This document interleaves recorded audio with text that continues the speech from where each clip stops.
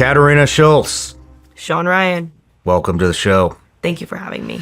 Man, you are getting some amazing content down there with the cartels and reporting on all that stuff. So I can't remember how I found you. I think it was my producer, Jeremy. I'm curious to know what it was that sparked your guys' interest. Yeah, I think my producer found you. And so anyways, we've been tracking you probably for 6 months maybe. Wow. But love your work. Thank you. How do you get, before we get into the interview, how do you get that much access? Everyone, this is my most asked question. And there are a few things that I can attribute it to. First, I nerd out about this. I've always been interested since a kid, and we'll get into that, in organized crime and international conflict. And so I try to know about it as much as I can. And I think people recognize that. Second, I don't judge. So I have my own, morals and ethics and personal values, but I never let that come across with the people I'm speaking to, whether they're the good guys, the bad guys, or somewhere in between, or undecided. And I just want to hear everyone's story. I just want to know what's going on. I want to give people a voice. I feel like they don't have one. And then also, I'm a 24-year-old girl from Canada. You're only 24? Yeah. Oh my gosh. I know I look a lot that. older.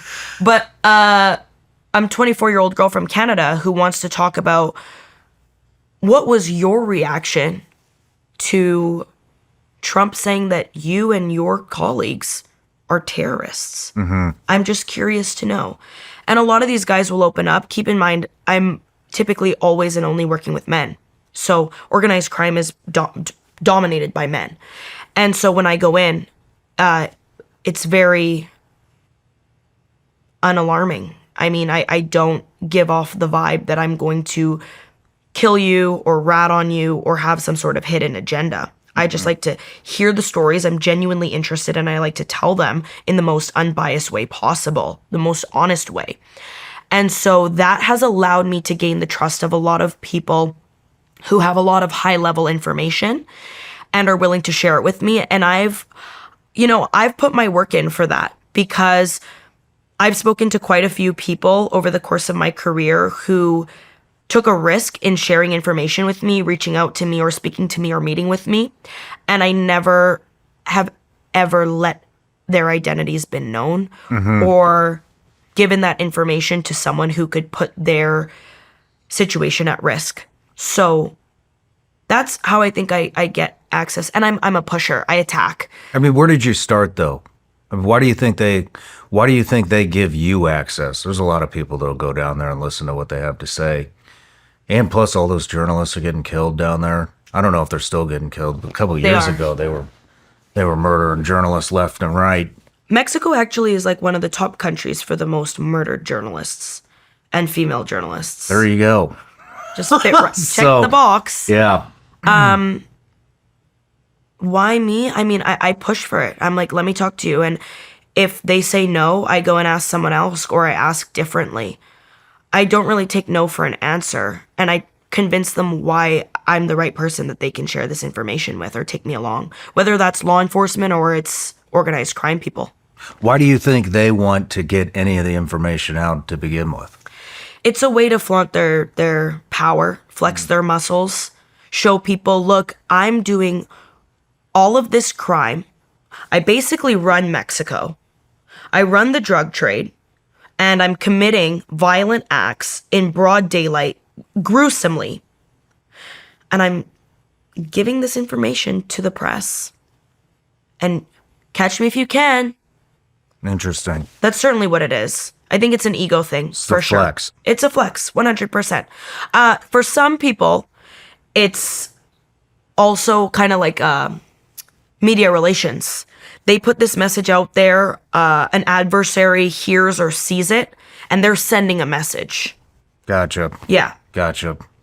Well, Let's get into the interview. Here we go. So, Katarina Szulc, a fearless investigative journalist who's gone where few dare, diving headfirst into the heart of Mexico's cartel strongholds like Sinaloa and Jalisco to expose the brutal reality of organized crime. A bilingual, boots-on-the-ground reporter tracking the cartel empire and its influence on North America, former traditional journalist who realized you needed to get out of the newsroom to find out what's really happening, and you're the author of your popular Substack to keep people informed on all things cartel-related. So thank you for coming in here, and we got a whole slew of topics to cover. But you had mentioned something. You'd mentioned you went down. I don't know if it was really happened, but you said you went down to the cartels, some of the cartel members, and asked what they thought about Trump labeling them terrorist organizations. What was their response to that? Yeah, so I went to a border region where some members of organized crime spoke with me, and they're responsible for a significant amount of the trafficking and human smuggling operations. And this was right after Trump had officially declared them FTOs, because there was a lot of rhetoric around this previously, and even Texas Governor Greg Abbott had previously declared them FTOs. But now this was real, and this, I had assumed, was going to invoke a lot of fear, especially when it came to the financial pipelines, because that's what this act really attacks, is the cartel's finances. And that's so much worse than putting a bounty on their family members or stopping the flow of drugs. Like, for them, it's the money, freezing financial assets, shutting down their shell companies, whatever it is. And so I wanted to know, because we were seeing so many headlines of how crazy this is and politicians reacting. Okay, but the guys who are really going to face the brunt of this, what's going on? And so I asked them, what do you think about Trump calling you and the people you work with and your networks terrorists? And how is this going to impact you? And it's so funny, because I had anticipated this reaction, but I didn't think they'd actually do it. We don't care. We're just going to wait 4 years. It's not that deep. Wow. We're not going to fight them on it. We'll give them what they want to see. And we are not terrorists, because there is a demand for our product. There are drug addicts all across the United States who want what we have to sell. How are we terrorizing them? We're not, literally, they're telling me, like, we're not like ISIS or the Taliban bombing innocent people. We just supply a product that there is a demand for. And if this designation means that we have to hold off for a little while in order to protect our networks, that's exactly what we will do. Interesting. So what do you think? What is the plan then? Are they going to stop? That's kind of what's been happening across the border. I mean, fentanyl numbers have been going down, but I don't think that's the plan. The plan is to move operations, and I've been reporting on this extensively. It's all happening in Canada now. No one else is clocking it, and it's so obvious. It started during Trump's first administration, when he first started cracking down on the southern border. Cartels knew they could go into Canada, and they didn't need a visa like they needed to get into the U.S. It was just a regular tourist visa. They didn't need to apply for anything or pay for anything. They could just go get their tourist, like, have a regular tourist visa the way I come to the United States, set up shop, negotiate and network with pre-existing organized crime groups in Canada, whether that be the Hells Angels, a big one, or Brothers Keepers, or Red Scorpion, or the United Nations gang, and say, hey, look, you guys have incredible access, okay, over 5,000 miles of practically unprotected border into the United States. We can produce this product here and traffic it. Not to mention, a lot of these pre-existing gangs have large Asian populations. And what do we have in Vancouver? The Port of Vancouver. And where are the fentanyl precursors coming in? From China. So you move these precursors, the movement is now no longer coming into Mexico. It's coming into Canada. You set up shop, you increase profit. You tell all these guys that are already there, hey, look, if you let us, Sinaloa or Jalisco, in to work with you guys, we're going to quadruple profits. So wait, you're saying that no more, are you saying in addition to Mexico produce fentanyl, or it's all moved to Canada? I think the majority is moved to Canada. The majority of it's moved to Canada? Yes. I am 99% sure about that, because you can never be 100% sure, but I am so sure about that. Last summer, I wanted to crack down on this story because I had an individual reach out to me who was an operative for the Sinaloa cartel working in Canada, running these labs. Mm-hmm. And he showed me the labs that the Sinaloa cartel is operating with. Physically? Yeah. Where are they putting them? They're putting them in suburban sort of. So they're particularly in the West Coast, in BC and in Alberta, which is like a prairie province. And so there's a lot of farmland and it's residential.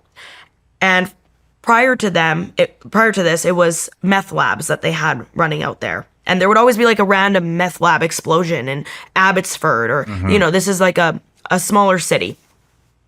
And then these turned into fentanyl labs that were completely under the radar because we also didn't have Canadian law enforcement like patrolling these areas to an extent that they would patrol like a large city like Vancouver or Toronto. So you're bringing in precursors from the Port of Vancouver easily because less than 1% of cargo that comes into the Port of Vancouver is actually inspected by authorities. Or less than how much? Less than 1%. Less than 1%? That is an official number, yes. So the majority of the cargo that's coming into the Port of Vancouver is unmonitored. And you have longshoremen that are on organized crime payroll or turning a blind eye. These precursors are being brought to labs throughout the Lower Mainland, and they are producing fentanyl there. And it started off as distributing this product throughout Canada because just like the United States, there has been this insatiable appetite for fentanyl in Canada. Mm-hmm. During the pandemic, more people at one point were dying of fentanyl overdose deaths than from COVID. So that was a major health crisis. Mm-hmm. And then there's this major crackdown at the southern border. You already have cartel operatives established in the north. You have over 5,000 miles of practically unprotected border. It's Greenland, and you can fly across, you can drive your boat across, you can drive your dirt bike across. And that just left it as open field for these members of organized crime to start to bring their operations to the next level by trafficking everything into the United States. And it's important to keep in mind that Canadian law enforcement knows this is happening. Very aware. Has been aware since around 2017. Oh, this has been happening since 2017. It's been happening, since Trump's first, so 2016. Wow. This has been, I would say for the past 10 years exactly, is when cartel operatives from Mexico started to move operations into Canada.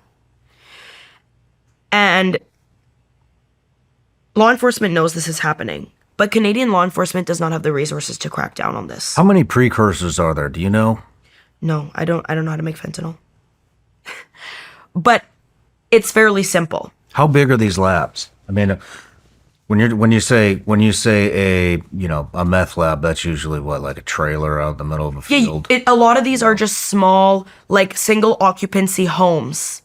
Okay. So a farmhouse. Yes, exactly. Some of them are buying the farmland.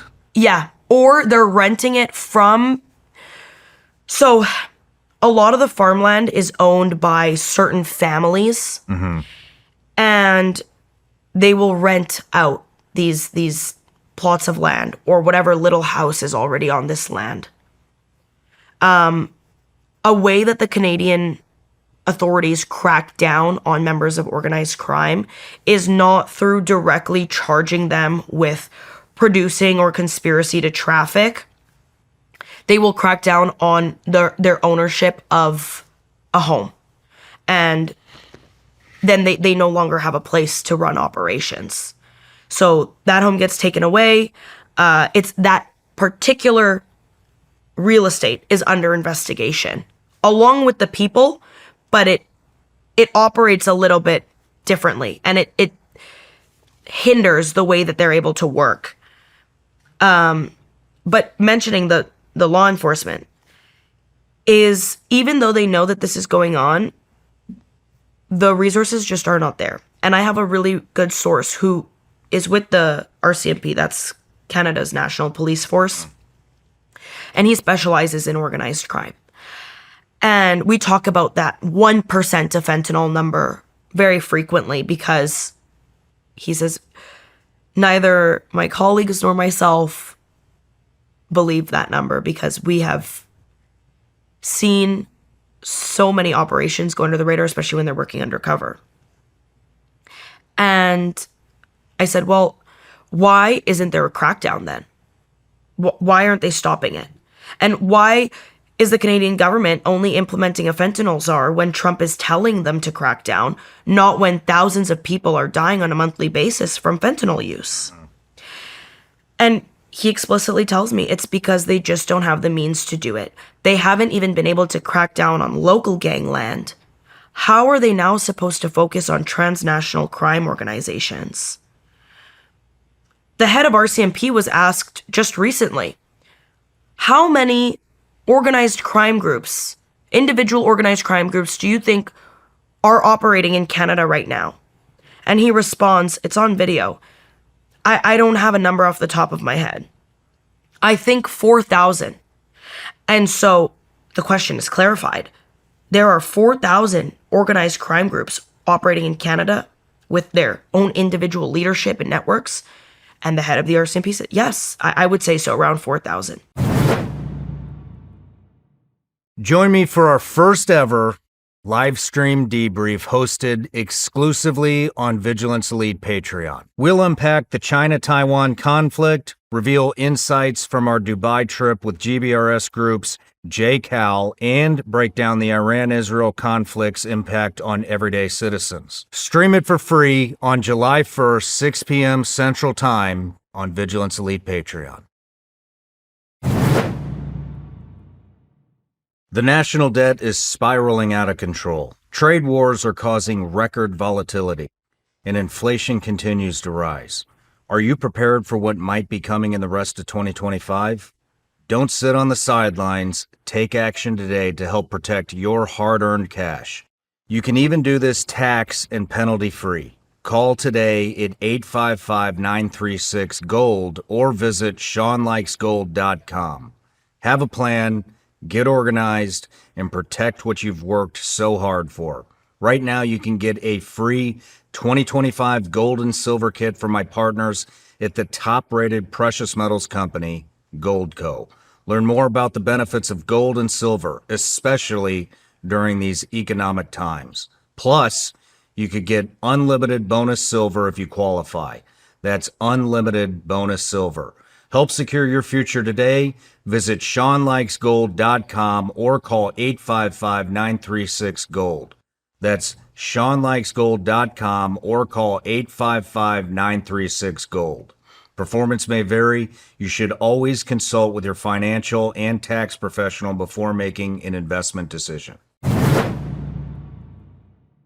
You've heard me talk about Patriot Mobile for a while now. They've stood in the gap for Americans who believe that faith, family, and freedom are worth fighting for, and they're the real deal. They've got cutting-edge technology, and switching is easy. Keep your number, keep your phone, or upgrade. Their 100% U.S.-based team can activate you in minutes right over the phone. They're one of the few carriers with access to all three major U.S. networks. That means exceptional nationwide coverage. They can even put a second number on a different network on the phone. It's like carrying two phones in one. They have unlimited data plans, mobile hotspots, international roaming, internet on the go devices, and home internet backup. Make the switch today and experience the difference. Go to patriotmobile.com/SRS or call 972-PATRIOT, and right now use the promo code SRS for a free month of service when you sign up. Switch to Patriot Mobile and defend freedom with every call and text you make. That's patriotmobile.com/SRS or call 972-PATRIOT.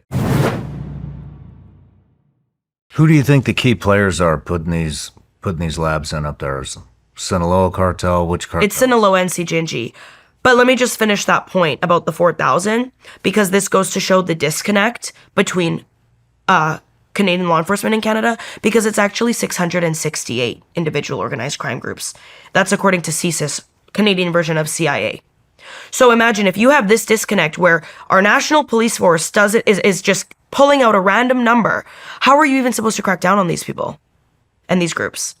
But yes, it's mostly Sinaloa and CJ&G that are in Canada. I would say now it's likely probably just CJ&G, simply due to the fact that Sinaloa does not have the power or the numbers to maintain their stronghold, and they've entered into an alliance with New Generation Cartel.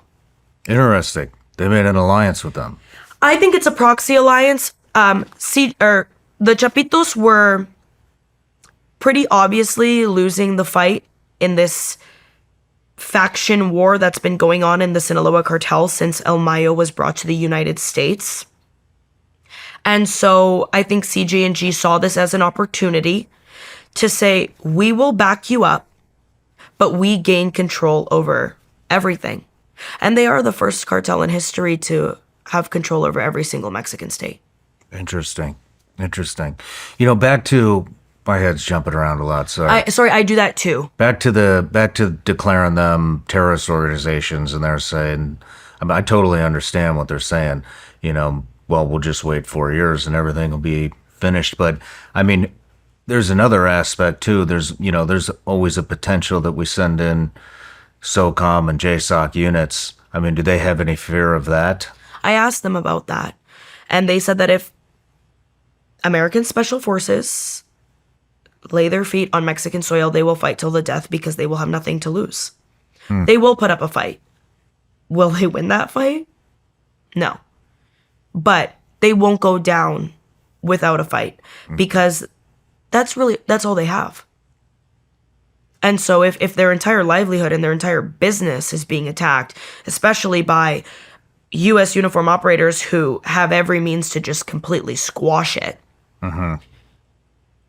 they won't go down like a bitch. I mean, down to what level though? You know what I mean? To the very bottom. To the very bottom. Oh, even the local drug dealer. Yes, the guy who's a lookout, who's making pennies. When I was in Sinaloa covering this fighting in the fall, the money flow was interrupted for, all levels of people working for the cartels. And so main people who, it's like that necessary job that makes no money are the punteros, the lookouts, the guys on their dirt bikes who watch if Mexican forces are coming. They keep the eyes out for whatever's going on. Those guys make the least amount of money. They're making around $500 a month. And when the infighting began and all of this money and resources had to go to, we need to maintain our stronghold and we need to buy arms and stockpile, these punteros were the ones losing out. And so when I was there, once it got dark, I couldn't order Uber Eats to my hotel because these guys were stealing the food from the delivery men because they didn't even have enough money to eat. But they were still working for the cartels. They wouldn't say, okay, you know what, fuck this, I'm going to go and work in a Walmart where I'm at least going to make a steady income. It's not great, but I have something to pay for my basic needs. Because at that point, it's not just about the money. It's indoctrination. It's about being a part of something, feeling powerful, feeling like you've been validated and accepted by the very people who are responsible for thousands of deaths and the war on drugs. They're on the FBI's most wanted posters, and I work for that guy. I guess it makes sense. I mean, It makes sense to them. We don't have to understand it. yeah. Wow. I thought there would be at least a little fear, but doesn't sound like they care at all. I don't think they do. And based on what I've been told, whether that's what I was told at the border, or whether I go and ask in Sinaloa or Jalisco or Michoacan or Guerrero, the consensus remains the same. And the people in charge are treated like gods. They are absolutely praised as if they are the one and only. I mean, that's why we see all the songs about El Mencho, El Chapo, El Mayo. And you can literally go to Sinaloa and buy narco merch. You know, you got the hat with whoever's face on it. You can even buy like religious regalia that is paying homage to narco leaders. Jeez. And so the people who work for them praise them. People who don't work for them praise them and want to work for them. So if you're telling this 17-year-old kid who has always wanted to be in this lifestyle, you're going to die for me and American forces are coming in, he'll stand up. He'll probably shit his pants, but he'll do it. He'll put on Wow. face. How many of these labs do you think have been set up in Canada? Do you have any estimation on that?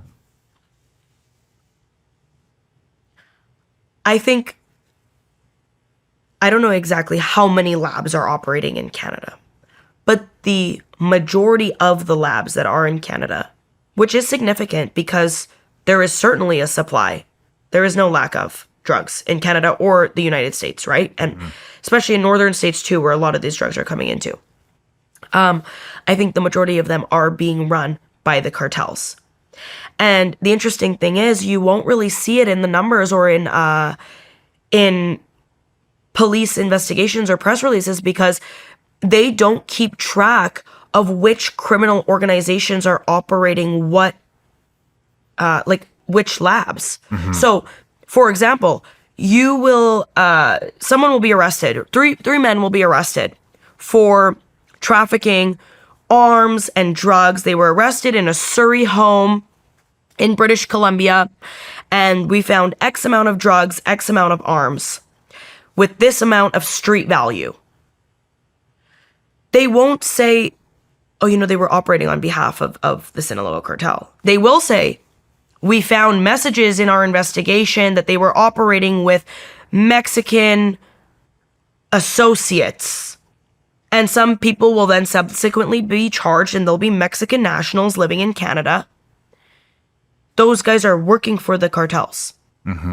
But Canadian authority doesn't keep track, or at least not publicly, of who is working with exactly which criminal organization.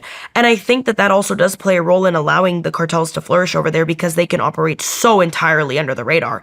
I mean, here in the U.S., for the first time a few weeks ago, a woman in El Paso was arrested for particularly working as a straw buyer for CJ&G. And this was the first case of someone in the U.S. With material to be charged as an FTO. In Canada, that wouldn't be the case. You wouldn't hear that, oh, she was directly working as an associate with the New Generation Cartel. But when you bring light to that, especially in a border place like El Paso, then everyone who's doing it is kind of on edge. And then they say, okay, look, hey, we're under a spotlight. But if that's not happening, you continue to operate like there's no spotlight on us. We don't need to worry because there isn't. Do Canadians know this is happening? Well, if they read my reporting, they know now. I mean, Kash Patel, director of the FBI, is now saying it publicly. He just said that they're coming in through the port of Vancouver. They're producing fentanyl. The fentanyl is coming from Canada because they haven't secured the northern border. And when I initially started reporting on this, and I was reaching out to RCMP and reaching out to CSIS and putting out my contact, everyone was telling me, no, you're wrong. This can't be. And RCMP was telling me, we have no evidence to show that local criminal organizations are working directly with cartels. But I met with cartel associates in Canada showing me the production, telling me how they're doing it. And it goes back to what you asked me. Why are they telling me this? Because they want to show you exactly how they're operating under the radar. They're so tough. And oh yeah, you secured our southern border? Fuck you. We moved to Canada. How much is one of these labs producing? Do you know that? Yeah, like, okay, so one batch will be like $150,000 worth of fentanyl pills. And how many producing pills is that? Any it idea? depends, because it depends on the size of the pills. It depends on the strength of the strength of fentanyl in each pill. I'm just trying to get an estimation of how much shit is coming through, the northern U.S. Canadian border. And then how fast do you think this is spreading? I mean, it sounds like right now it's pretty localized in Vancouver, but when's it going to go, more towards the other coast? It is in the East Coast. It's not at the same level, but it certainly is in the East Coast. What I know what's happening for sure in the East Coast is a lot of people are being contracted by the cartels and not Mexican people. Canadian nationals are being contracted by the cartels to operate as enforcers. A lot of people in Quebec and Ontario. What do you mean enforcer? What does that mean? It's like a hockey player. It's like It protects the hockey team, right? They're protecting the operations. How so? What are they doing? Taking out hits, threatening people,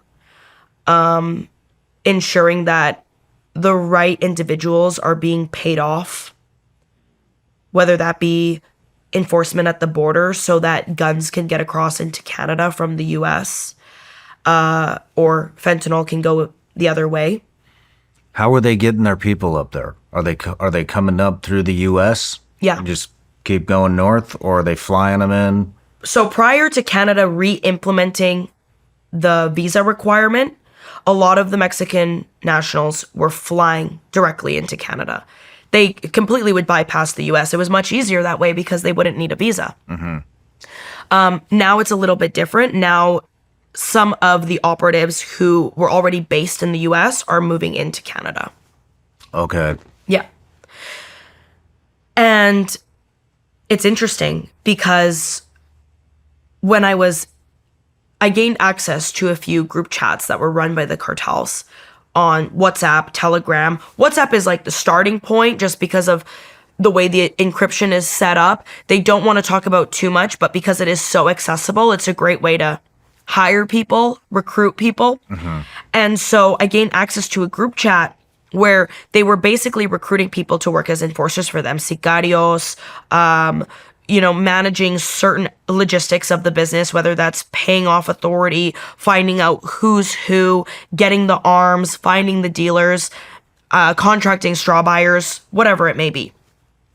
When I was in this group chat, the first thing that stood out to me was two of the phone numbers were Canadian area codes. One was Alberta and one was Toronto. And one of the individuals was directly asked if he could take out a hit if need be. He would be paid $55,000 Canadian. He would have to buy a Glock with three mags, I think it was. I have this screenshot. And there could be no kids around. And if he goes to the house, make sure that no family is around of the individual that needs to be killed. And so for a lot of these people, money was put on the table right away. You get into this group chat, whether that means you're going to be moving fentanyl pills into the US, whether that means you may have to take out a hit, or pay someone off, conducts any sort of logistics. It was, this is how much you'll make. Take it or leave it. And that was, for a lot of people, that first incentive. Now, for a lot of other folks, it was, I'm going to be a part of the cartel. For a lot of these people, they're kind of outcasts. And they feel like power, or they're like an aggressive person. And a lot of those type of guys who kind of had like a violent past, boxers, were being hired as sicarios. And the way they would be recruited into these group chats was either through social media. So a lot of fake postings or postings on Facebook or TikTok that would allude to what they could become a part of, but also just through knowing someone. Word of mouth. Interesting. Hey, my niece is dating this guy. He's been here from Mexico for around 6 years. He's making a ton of money. I know you're strapped for cash. Would you, if you get a package and you just have to drive it across the border, go to the Sears or Walmart parking lot, someone's going to pick it up, don't look inside, and you're going to get paid $70,000. Just go and come back. People will do it. Damn. And Canada's not doing... You actually, on the outline, I saw that they are also recruiting from the Balkans. Yeah. Did I see that? Yeah. Balkan states, like Armenian guys, too. A lot of ex-gang members from over there. And in Australia, too. I mean, at this They're point... recruiting from Australia? Yeah. Really? Yeah. Australia, England, like, it seems like there's, like, this thing with the Commonwealth places is, like... Why are they going to the... I mean, why are they... It sounds like there's no shortage of people that want to join the cartels. There isn't. And that's what... So why are they recruiting out of the Balkans? Because they need an international stronghold. And so when you have people who don't look like you, don't talk like you, and come from different training backgrounds, they can fly under the radar a lot better. And they have access to different areas that certain Mexican operatives do not. So, say, for example, not that long ago, there was a blatant daylight shooting in Vancouver. A guy was killed. And he was shot by a Canadian man from Quebec. Super French name. This individual had spent years in Mexico and Colombia and was said to eventually work for the cartel, go to Canada, and take out this hit. Now, how much better is it that you have a Canadian national taking out a hit? He knows where to go. He knows how law enforcement operates. He's from this place. He has access. The chances that there's going to be a fuck up are a lot less. And also, if you know that Canadian law enforcement is not directly attacking the cartels when an associate who's not Mexican is operating for them, of course, you're going to have a foreign person, a Canadian or an Australian or someone from England, take out the hit or commit the crime. Yeah, are they trying to spread into Europe and Armenia and Australia as well? I mean, could that be another reason? Yeah. Is they're making connections? Yeah, and there are already Interpol reports of particularly CG&G having activity, having strongholds in Australia, in Western Europe, in Kenya. There was people think I'm crazy when I talk about this, but they found a CG&G linked lab in Kenya, in Africa. Wow. What the hell are they doing over there? Producing and trafficking. It's an international operation. And to me, it makes sense that they are moving everywhere. Because it's like what I said, the catch me if you can.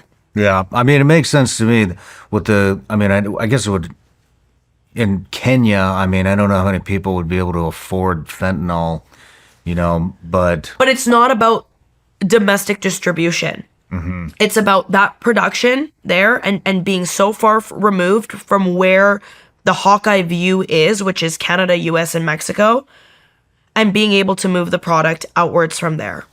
The other thing is, I mean, I'm not saying you're wrong by any means. It's okay, you can. To me, it doesn't make sense why they would pay a Canadian 55,000 Canadian dollars to put a hit out to assassinate somebody or fly somebody in from the Balkans or Australia, when we do know they don't give a shit about their people dying. I mean, we've seen that for years.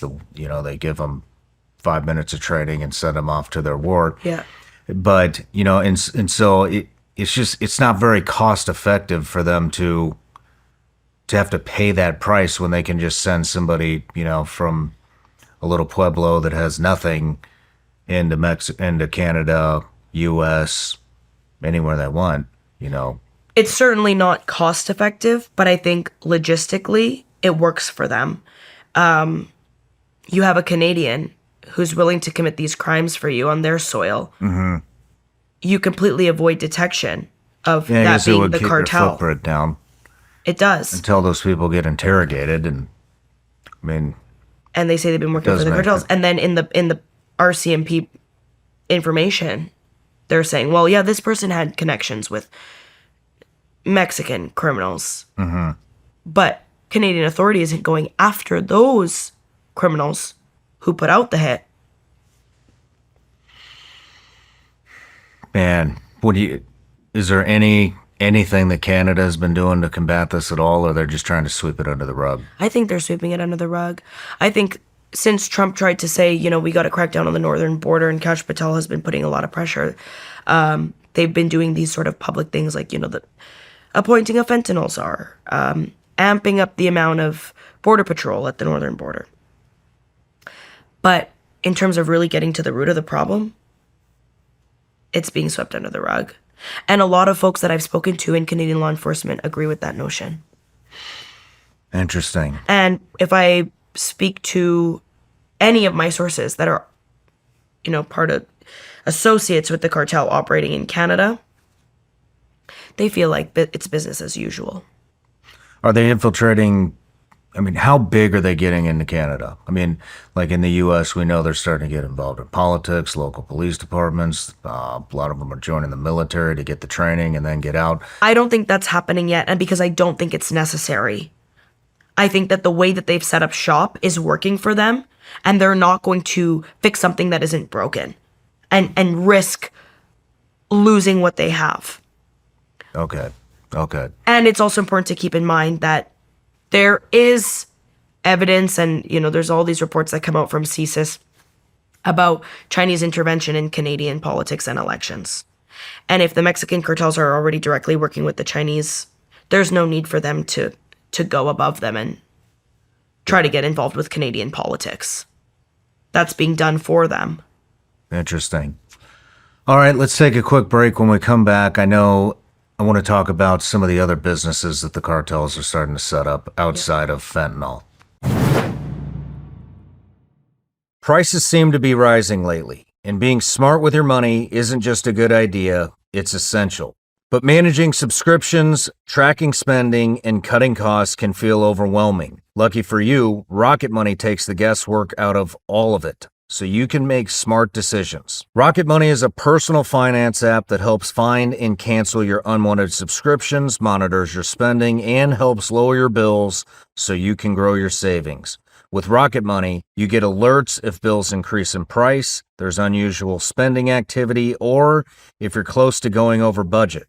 The new Goals feature automatically saves money for you so you don't have to think about it. Rocket Money has over 5 million users and has saved a total of $500 million in canceled subscriptions, saving members up to $740 a year when they use all of the app's premium features. Cancel your unwanted subscriptions and reach your financial goals faster with Rocket Money. Go to rocketmoney.com/SRS today. That's rocketmoney.com/SRS. rocketmoney.com/SRS.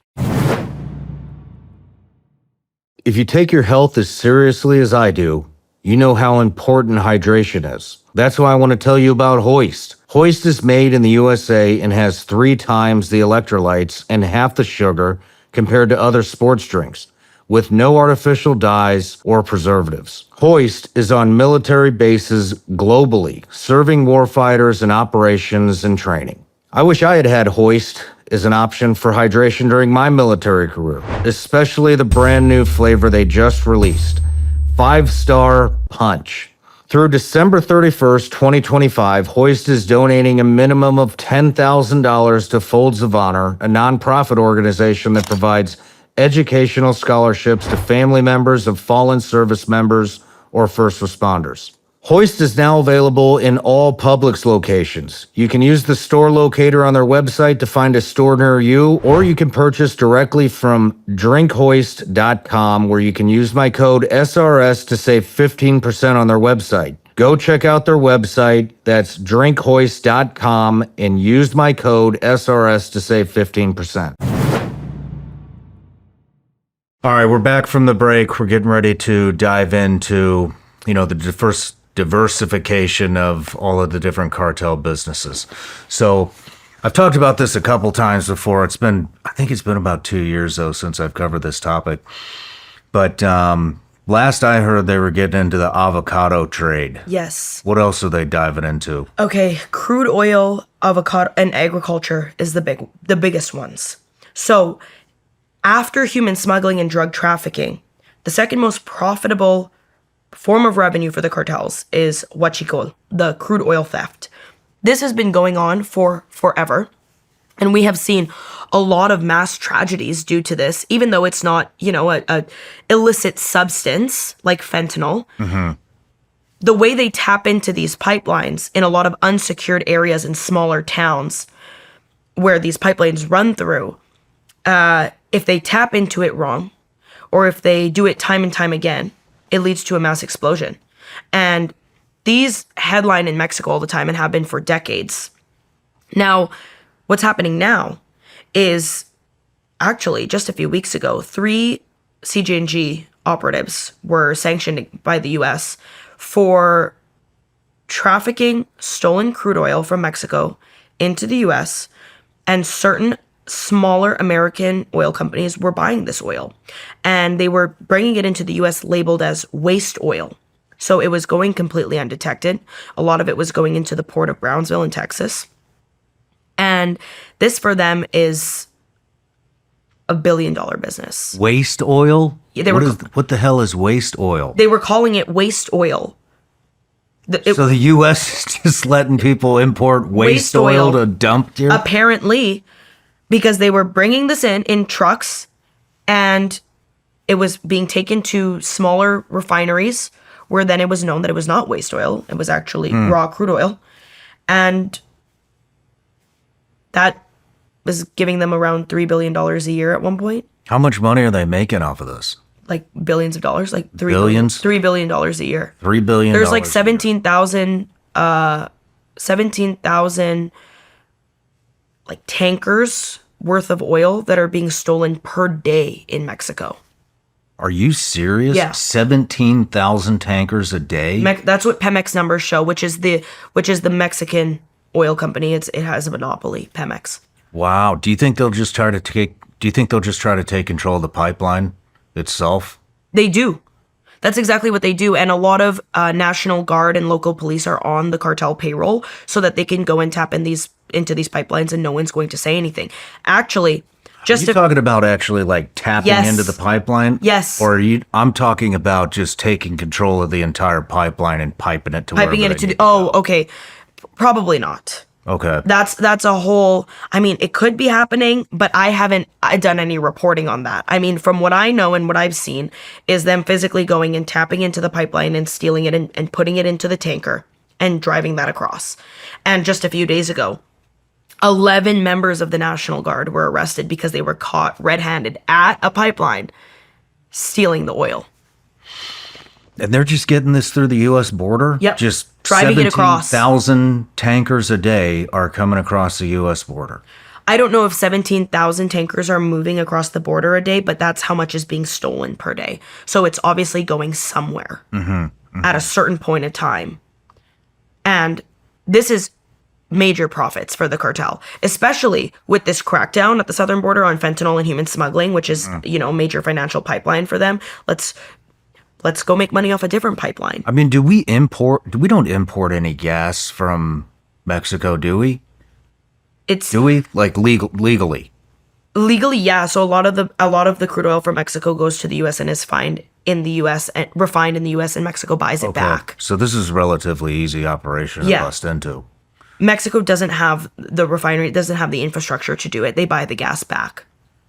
Okay, so we buy the gas, or we refine the gas and then pipe it back into Mexico. Yeah. And so Interesting. that's one that I talk about a lot, because the problem with this is they can do it so under the radar, and they're experts at it at this point because it's been going on for so long. And there's so much impunity around and corruption.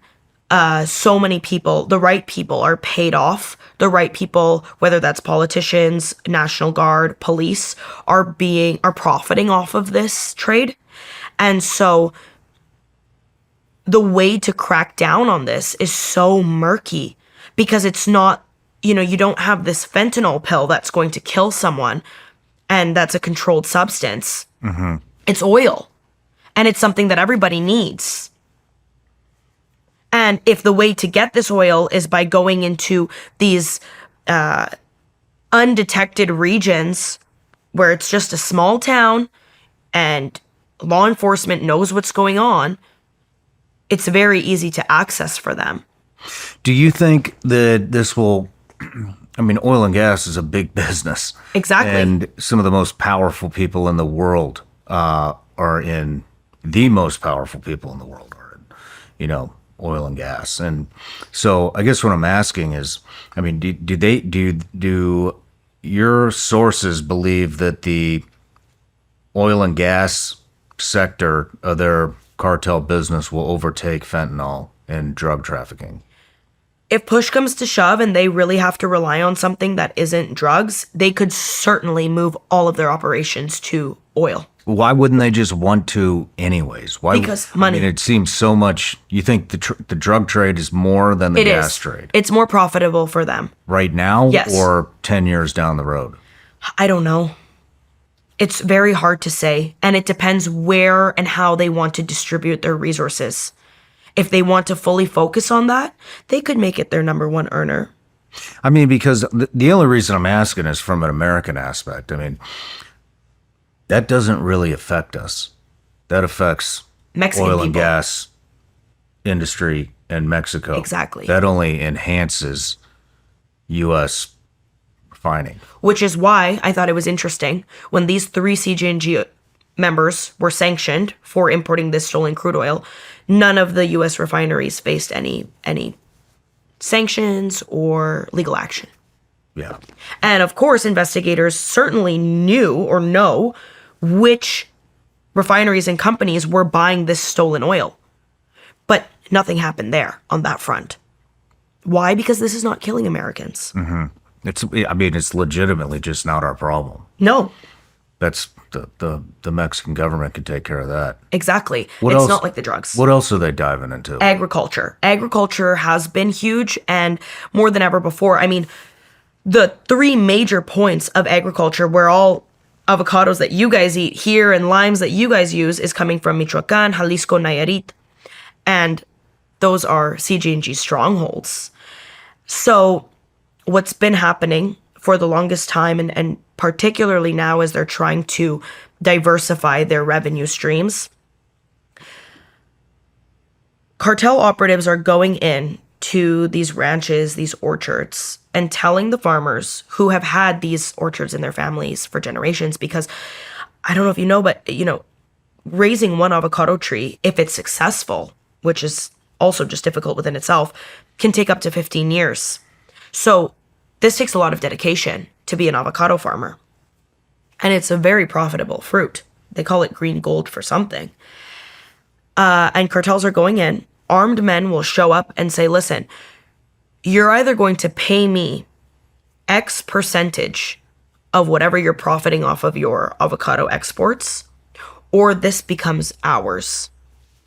And a lot of these farmers, they're doing well for themselves, in terms of earning potential in Mexico generally, right? They're making an honest income. They're working their asses off. The whole family is part of this business. They're employing people from their town. And they're making good money to support themselves. So then you have our men come in and say, either get out or pay me an amount that they typically cannot afford because it's not that much money. And you're saying, now, give me 80% of your earnings. How are you supposed to maintain your orchards if you're losing more than half of your income to organized crime? So a lot of these people have to abandon their farms. This is hundreds of avocado orchards, particularly in Michoacan, have been abandoned by their rightful owner, and cartels are now working those orchards. Or the very people who own these places are now being employed by the cartel to go and farm the land, work the land. And there are certain produce companies in the U.S. who are knowingly, some not knowingly, but others knowingly, purchasing avocados from cartel-run avocado orchards in Mexico.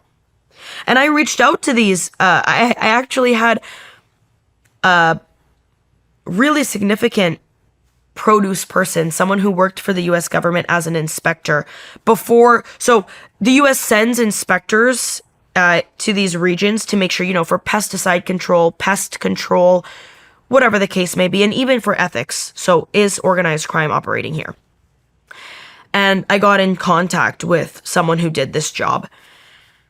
And I got a list of produce company names that were knowingly importing avocados and limes from farms that are now run by the cartels, blatantly. And when I reached out to them and said, what is your guys' due process to ensure that you aren't supporting organized crime? No comment. We don't talk about this. Of course you won't. But wouldn't you want to clear your name? Wouldn't you want to show to the American avocado consumer that those avocados aren't blood fruit? Yeah, I mean, what you're describing sounds really very similar to the diamond trade. Of course. But, I mean, with that being said, it's.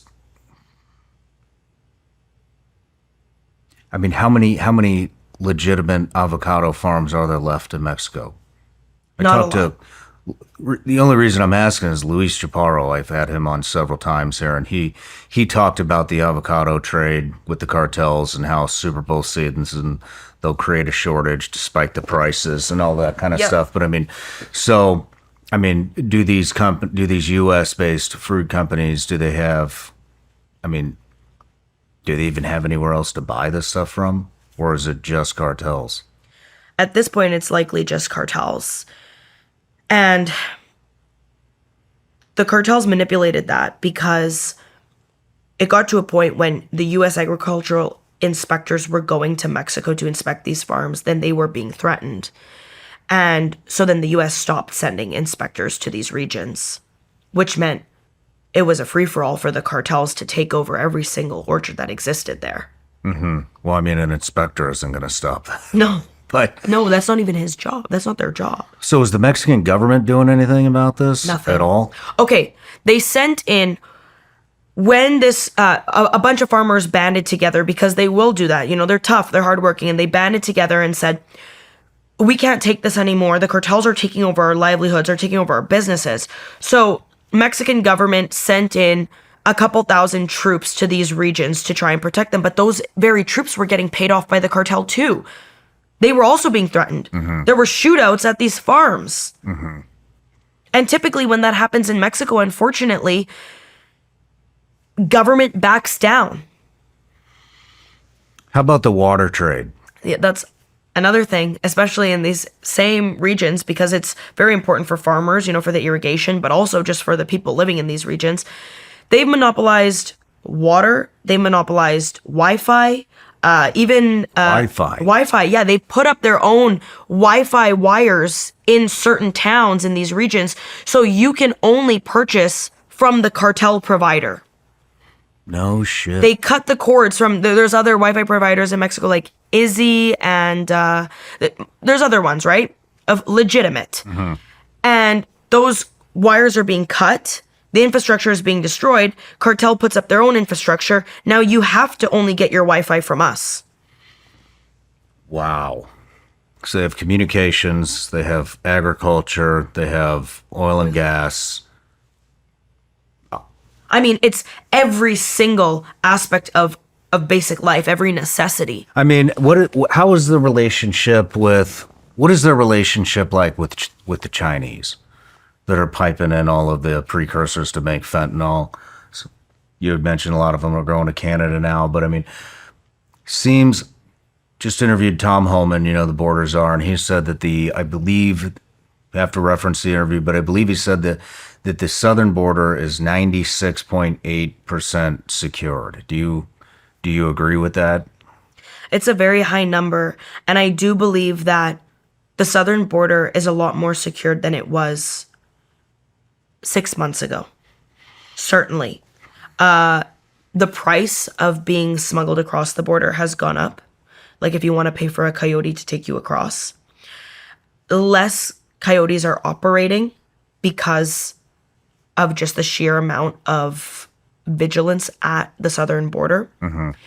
And U.S. and Mexico numbers both show that fentanyl trafficking has gone down at the southern border. 96% is very high. To say it's 96% secured, I mean, how do you even quantify how secure a border is? But in terms of... I think you do it by the number of people coming across. The number of people coming across, right? But, of course, you don't track every single person that's coming across. Has it gone down? Certainly. And numbers on both sides of the border show that. And if you just go to that border, it looks so different than it did 6 months ago. I mean, you have tons of CBP, helicopter patrol constantly.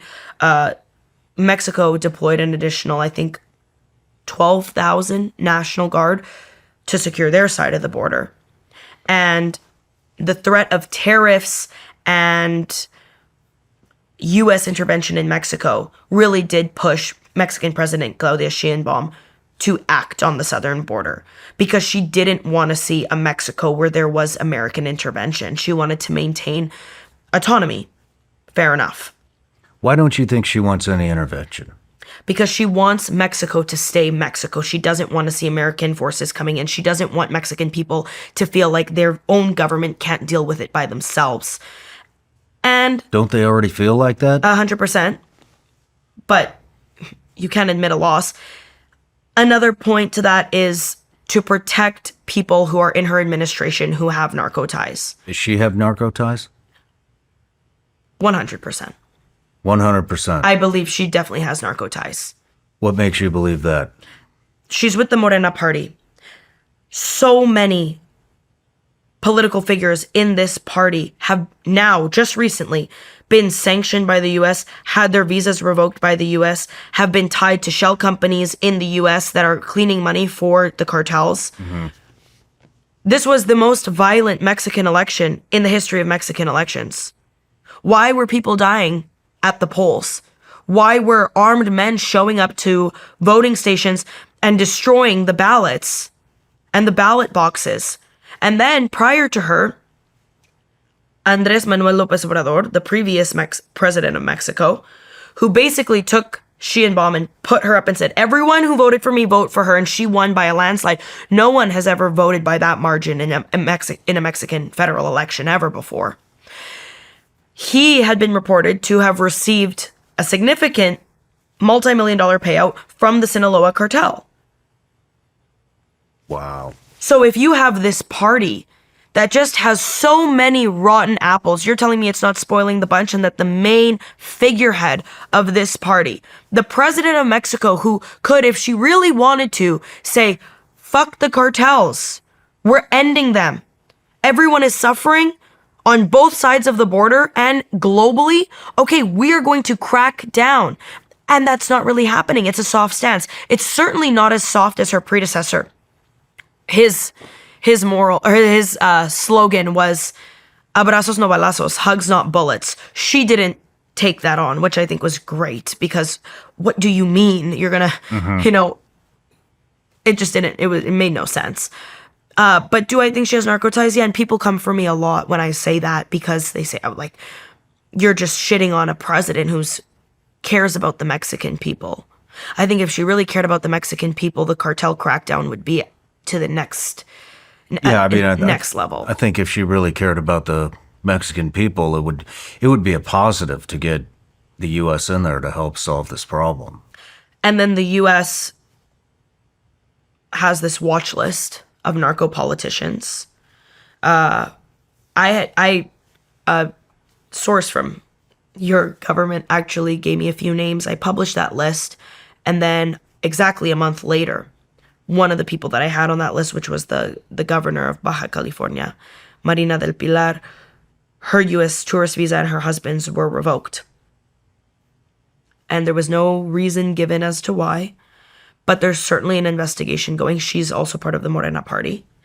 And then the governor of Sinaloa, Ruben Rocha Moya, who, you know, a lot of people who seek the truth have beef with him because he has been a part of a lot of shady dealings. And how is your state going to erupt into this war zone where the cartels basically control every aspect of politics, law enforcement, and daily life for the citizens, and you're sitting high and mighty as if nothing is happening? Everything is okay, and the U.S. names him, and the president of Mexico goes up in public in her morning press conferences and defends him. Says no, he's doing his job, and honestly. Wow.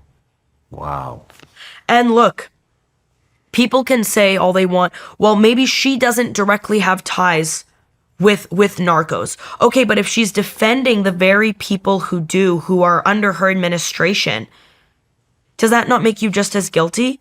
I mean, tell me about your integrity and your responsibility to protect the citizens of the country and ensure that they have a solid quality of life while protecting the very people who are ruining that.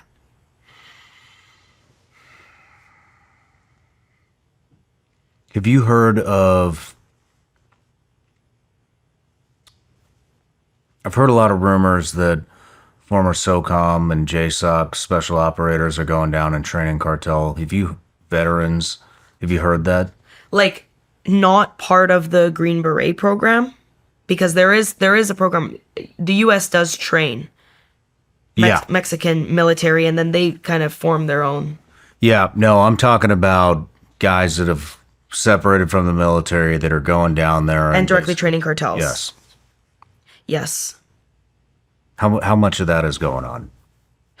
If you go to Tamaulipas right now, it borders Texas and Mexico, there are cartel operatives who can expertly show you how to put together, arm, and put a minigun on top of a vehicle and use it like an expert. Mm-hmm. And that isn't common knowledge. And that isn't something that, like guerrilla warfare teaches you. These people are directly being taught by U.S. ex-military. I've heard, and we were talking about this on the way here, Israelis, people who know how to use high-level arms, mm-hmm. and know a fair bit about high-level warfare tactics. If the cartels weren't trained by these very people, they would not be able to function at the level that they are. Do you have any sources that have told you that former SOF guys are heading down there to train? Yeah, particularly in Mexican states that border Texas. There are cartel operatives in Tamaulipas who will blatantly say, the gringo taught us this. Or do it the way the gringos do it. Well, that's terrifying. And that has to do not only like with the miniguns, but the IEDs that they have. Their IEDs now are just next level. Drone operations. They're using drones that now, initially, they were attaching bombs, IEDs to the drones, flying them in, and then the whole contraption would blow up. Now they're doing it in a way where the drone goes in, it drops the IED, and then the drone goes back out, and they're saving a lot of technology by doing this, right? And it's making it, it's fast-tracking the operation. They were taught by Americans. They were taught by Americans how to do that too. Yeah. And with the anti-drone technology. That came from overseas. Well, that came from abroad. They have anti-drone technology? Yes. What kind of anti-drone? They have, so I wish I could show you the video of it. They have like the big at drone blockers. So if there is a drone flying in the area, they can completely disable that drone and make it, have it cease to function. Wow. What other kind of tech are that? That's where I wanted to lead into. Is Okay. that, warfare is changing at a astronomical pace. They're right now. at a point in their warfare where they've never had this level of access before and expertise. They have technology that you would never have imagined cartels to have. I mean, with the amount of money and access they have to certain people and expertise, certainly they can do this. They can learn how to operate anti-drone technology, how to use drones multiple times and drop IEDs, how to set up a minigun. But they're also, they're using technology that it's not typical warfare technology. So even in certain regions, they have like cell phone blockers, but just set up throughout the town too. So you walk in and all of a sudden either your phone doesn't work or it's immediately tapped. Even the way they're putting Pegasus on people's phones. They're putting Pegasus on people's phones? Oh, Mexico, and particularly Mexican journalists, it's like you are the number one victim of having Pegasus on your phone. No kidding. Yeah. They got Pegasus from Israel.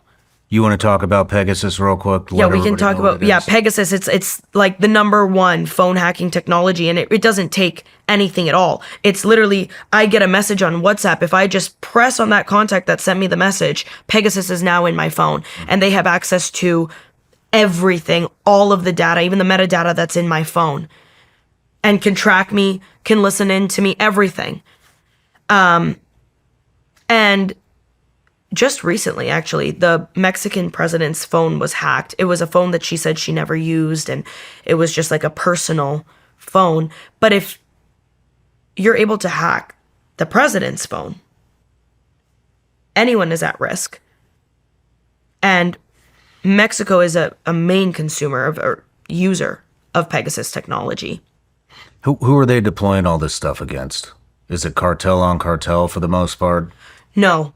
It's anyone that threatens their operations. So, of course, yes, they're cartel adversaries, but politicians, law enforcement, journalists, even sometimes people who are working for them, their own straw buyers, people who they feel like they can't fully trust. Stay Frosty put some Pegasus on his phone. What about the drones? What about the drones? Who are they deploying that on? They're deploying the drones against Mexican forces. They if there is an operation that's going down, they know Mexican forces are going to be in this area. They will even trap them. So lead Mexican forces, this happened not so long ago, an example of this, lead Mexican forces to believe that a key figure is here or a key lab is here, and they will arm that location with IEDs and have drones ready to go in there. Mexican forces will get there and they get exploded. Okay. So they hit them with IEDs and then do a drone swarm. Yep. How big are the drone swarms? Any idea? It really depends on like which cartel is operating this, but for the most part, they're not that large. They have just like, even just like regular drones. They're using like even like the DJI drones, or they're getting the drones from China that are like a knockoff version and attaching bombs to it and just dropping those in. Mm-hmm. Mm-hmm. And you'll even see videos of when they're flying, they're kind of weighed down a bit. So nothing like 100 drones coming all at once, like some of the No, stuff it's we're not seeing to in that Russia and extent. Ukraine. At least not yet. How far out do you think we are before that starts happening? It depends if the U.S. puts boots on the ground in Mexico. Because I don't think Mexican forces will ever push it to a point where cartels feel like that's how hard they need to hit them. You don't? No. You don't think so? No. There's too much at risk, and there's too much for them to lose. I think, something that really stood out to me. What's the risk? What do you mean there's too much for them to lose? For Mexican special forces to be at risk of danger. I was going to say, when I was in Sinaloa, they had just, the day that I got there, we went to the base, and they had just brought in reinforcements for National Guard.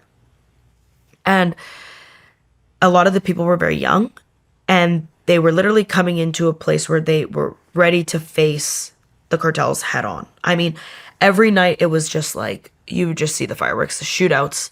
In the morning, there would be dead bodies lining major highways with notes, sending messages.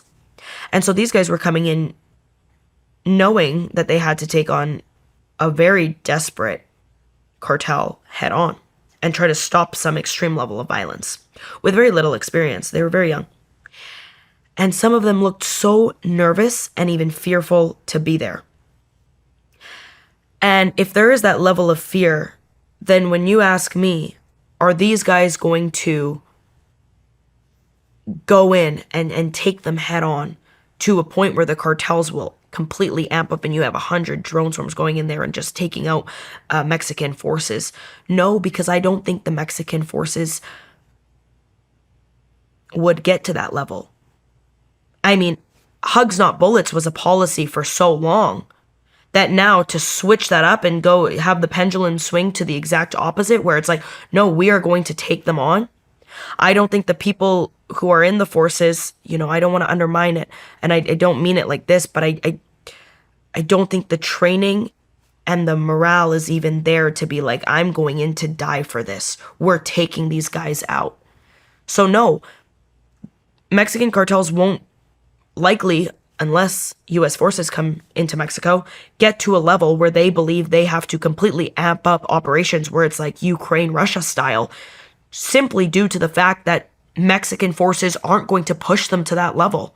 So you don't think that they're proactive enough to start to stock up on drones, start getting 3D printers and printing their own drones and all of these things? Proactive, yes. Or if U.S. forces do come in. 100%. You don't think they'll deploy them, though, unless U.S. steps in. Interesting. Because they won't have a need to. But are they proactively stocking up? 100% yes, and I've been told about this from the very people in charge of ensuring that they are armed. Do they have strategic locations where they're stocking up? I mean, since you're saying that they are proactive, do they have strategic locations where they're stocking up on tech, weapons, all this kind of stuff? Do they know what?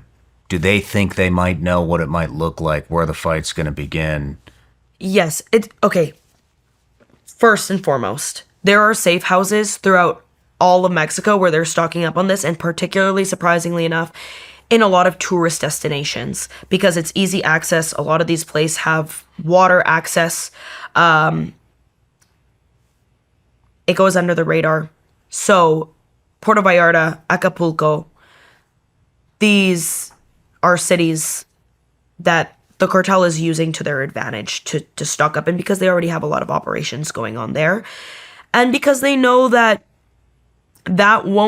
those areas won't be hit as a war zone because they're tourist hotspots.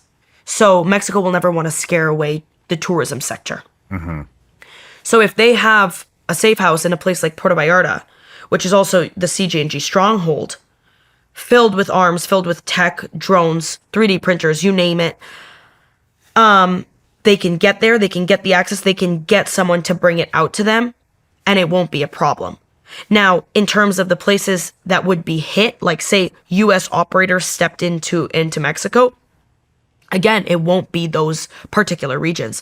It will be Sinaloa, it will be Culiacan, it will be Michoacan, it will be Guerrero, it will be Tamaulipas, areas where Veracruz, and there's a port in Veracruz. You're saying that's where we would deploy? Yes. I think that's probably where we would deploy conventional guys if we did that. But as far as strategic strikes, when you bring in tier 1 units, I mean, those guys are going to go everywhere. It doesn't matter. I agree. And I think that the cartels certainly know that. They're bracing for it. A lot of them are worried that that's going to happen. If it hasn't already, there's some level of American intervention in Mexico. I mean, we've seen it with the CIA planes that are flying. That they obviously have Mexican permission to do that, but there's CIA planes flying across the northern Mexican states. The U.S. is certainly gathering intel, and they're working bilaterally with Mexico. How long will that last, or how far is that going? Not to the point that Mexico would like to see. But the U.S. knows that they have to withhold some information and a lot of intelligence in order for their for their operations not to fail, because the one wrong person finds out about it, whether that's in government, whether that's in Mexican intelligence, and the whole operation goes to shit. Even with El Chapo's family going into Tijuana, or going across the border and receiving a sort of safe haven in the U.S., Mexico didn't know about that. Mexico hasn't received information on that. And the head of national security for Mexico made a point to say, we aren't in the loop with this. How do you think we defeat him? I'm just curious. Have you thought about that all? Yeah, I think about that all the time. And people ask me that all the time. And people ask that because they want to see it happen. But how does that happen? It would be a multifaceted approach. Like, there's no silver bullet. We both know this. And it's very complicated because they have their claws so enthralled in every aspect. You know, whether it's the ways that they're diversifying their revenue in oil and gas and whatever it is, but also in politics and internationally. So to defeat this Fortune 500 corporation that's armed to the max and is always a step ahead, it would be a matter of cracking down on extreme intelligence gathering, finding out where the main guys are, dismantling them and their local networks, dismantling their online propaganda projects, tackling the people particularly who are under the radar and in charge of laundering a lot of the money, setting up the shell companies, the remittance sites that are allowing these cartels ways to launder their money internationally, the banks. It goes so deep. It wouldn't just be a matter of go get the big guy like when they got El Mayo this summer. Mm-hmm. You have to tackle the finances. Yeah, I think a lot about this. I mean, I don't think, we just did that for 20 years and in the war on terror, taking out leaders. I think the number 2 had like a 2-week life expectancy, but every time you take one out, it's new ones in. And so I don't think taking out just the leadership would work. What do you think needs to happen? I don't know. I mean, if we infiltrated, it would be extremely bloody just because of the amount of people that are involved in the cartel. It wouldn't work if you just took out the leadership. I just from the years of covering this, here and there and throughout with the different people that I've had on, I think that the way to do it would be, and I don't know, like I said, it's been a minute since I've talked about this, but I don't know how combative the cartels are towards each other anymore. But I think what I would do is I would probably create some type of a psychological operation that pits the cartels against each other and basically create a false narrative so that this cartel and this cartel hate each other and they go to war with each other and then find ways to intervene and, you know what I mean? And that's basically what's happening in Sinaloa. Is that what's happening there? Yeah, I mean, El Mayo was brought to the U.S., kidnapped allegedly, and now we're in real time watching the fall of the Sinaloa cartel. Just from pulling him? Yep.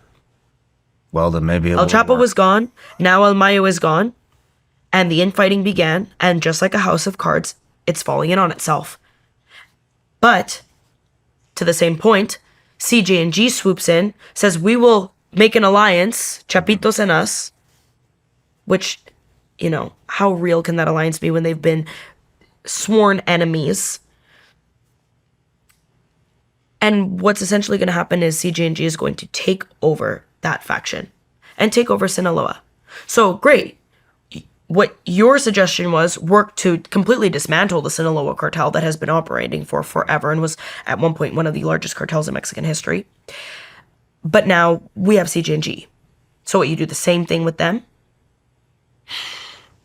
Yeah. And it just keeps going on and on until they're done. Well, but the supply and demand for drugs. I mean, how many cartel members were eliminated, in that scuffle? between those? Oh, at this point, hundreds that That's were it? Hundreds? operating with the Sinaloa cartel. Mm-hmm. So people of importance, yeah. Doesn't have to be people of importance. I mean, there's also a psychological factor as well, where maybe these weren't as brutal as they are now. I mean, or I could be way enough off. You tell people me. were eliminated for this cartel to not be functioning, basically, at this point. And for them to have to strike a deal with an enemy cartel, an adversary. How many big ones are there? Cartels Yeah, in how Mexico? many big ones? Okay, well, Who are the top three? I would say the top three: CJ&G, the Gulf Cartel, Cartel del Noreste, and, well, Sinaloa. I'll keep it still there. So And they're crumbling. Sinaloa. Sinaloa is crumbling. Yeah, that's why I didn't put it in top three, but it would certainly be in top three. And I think the U.S. designated 8 of them, if I'm not mistaken, as foreign terrorist organizations, which included all those I mentioned and a few more. But for example, like, there were certain factions of cartels or fragmented versions of cartels that were not on that list. And when you have fragmented groups of a previously stronghold cartel still existing, those groups end up attaching on to a larger cartel that's operating. And it just makes them stronger because they gain more territory, they gain access to more people, more guns. What do you think happens if we go to China and we're able to stop the precursors from being shipped? It doesn't matter because the Sinaloa cartel is now, it just came out a few months ago, is taking chemistry students from universities in Sinaloa and having them try to figure out how to make the precursors Is from it working? scratch. I don't know. We'll have to wait and see. I have a feeling that there's probably batches out on the streets, or they're preparing batches that have these homemade precursors now. We'll see if it works. It's just like what happened with fentanyl. You have to see what happens with the streets. But from what I can tell, and the people in Sinaloa that I've spoken to, they're still yet to make those precursors tangible enough to actually make the fentanyl from them. But they're already trying to cut out China. They're trying to cut China out. Yeah, by making the precursors. That's why they're doing it? They want to cut China out. Cut China out. Increase your profits. Cut out that middleman, not even a middleman, because they're supplying the necessary goods to produce this deadly drug. But once the cartels figure out how to make the precursors, fentanyl will become more accessible than ever before, more deadly than ever before. And I think the U.S. certainly knows that the cartels are trying to make the precursors, which is definitely a big part of the reason of the crackdown. I mean, it seems like they wouldn't want to cut China out.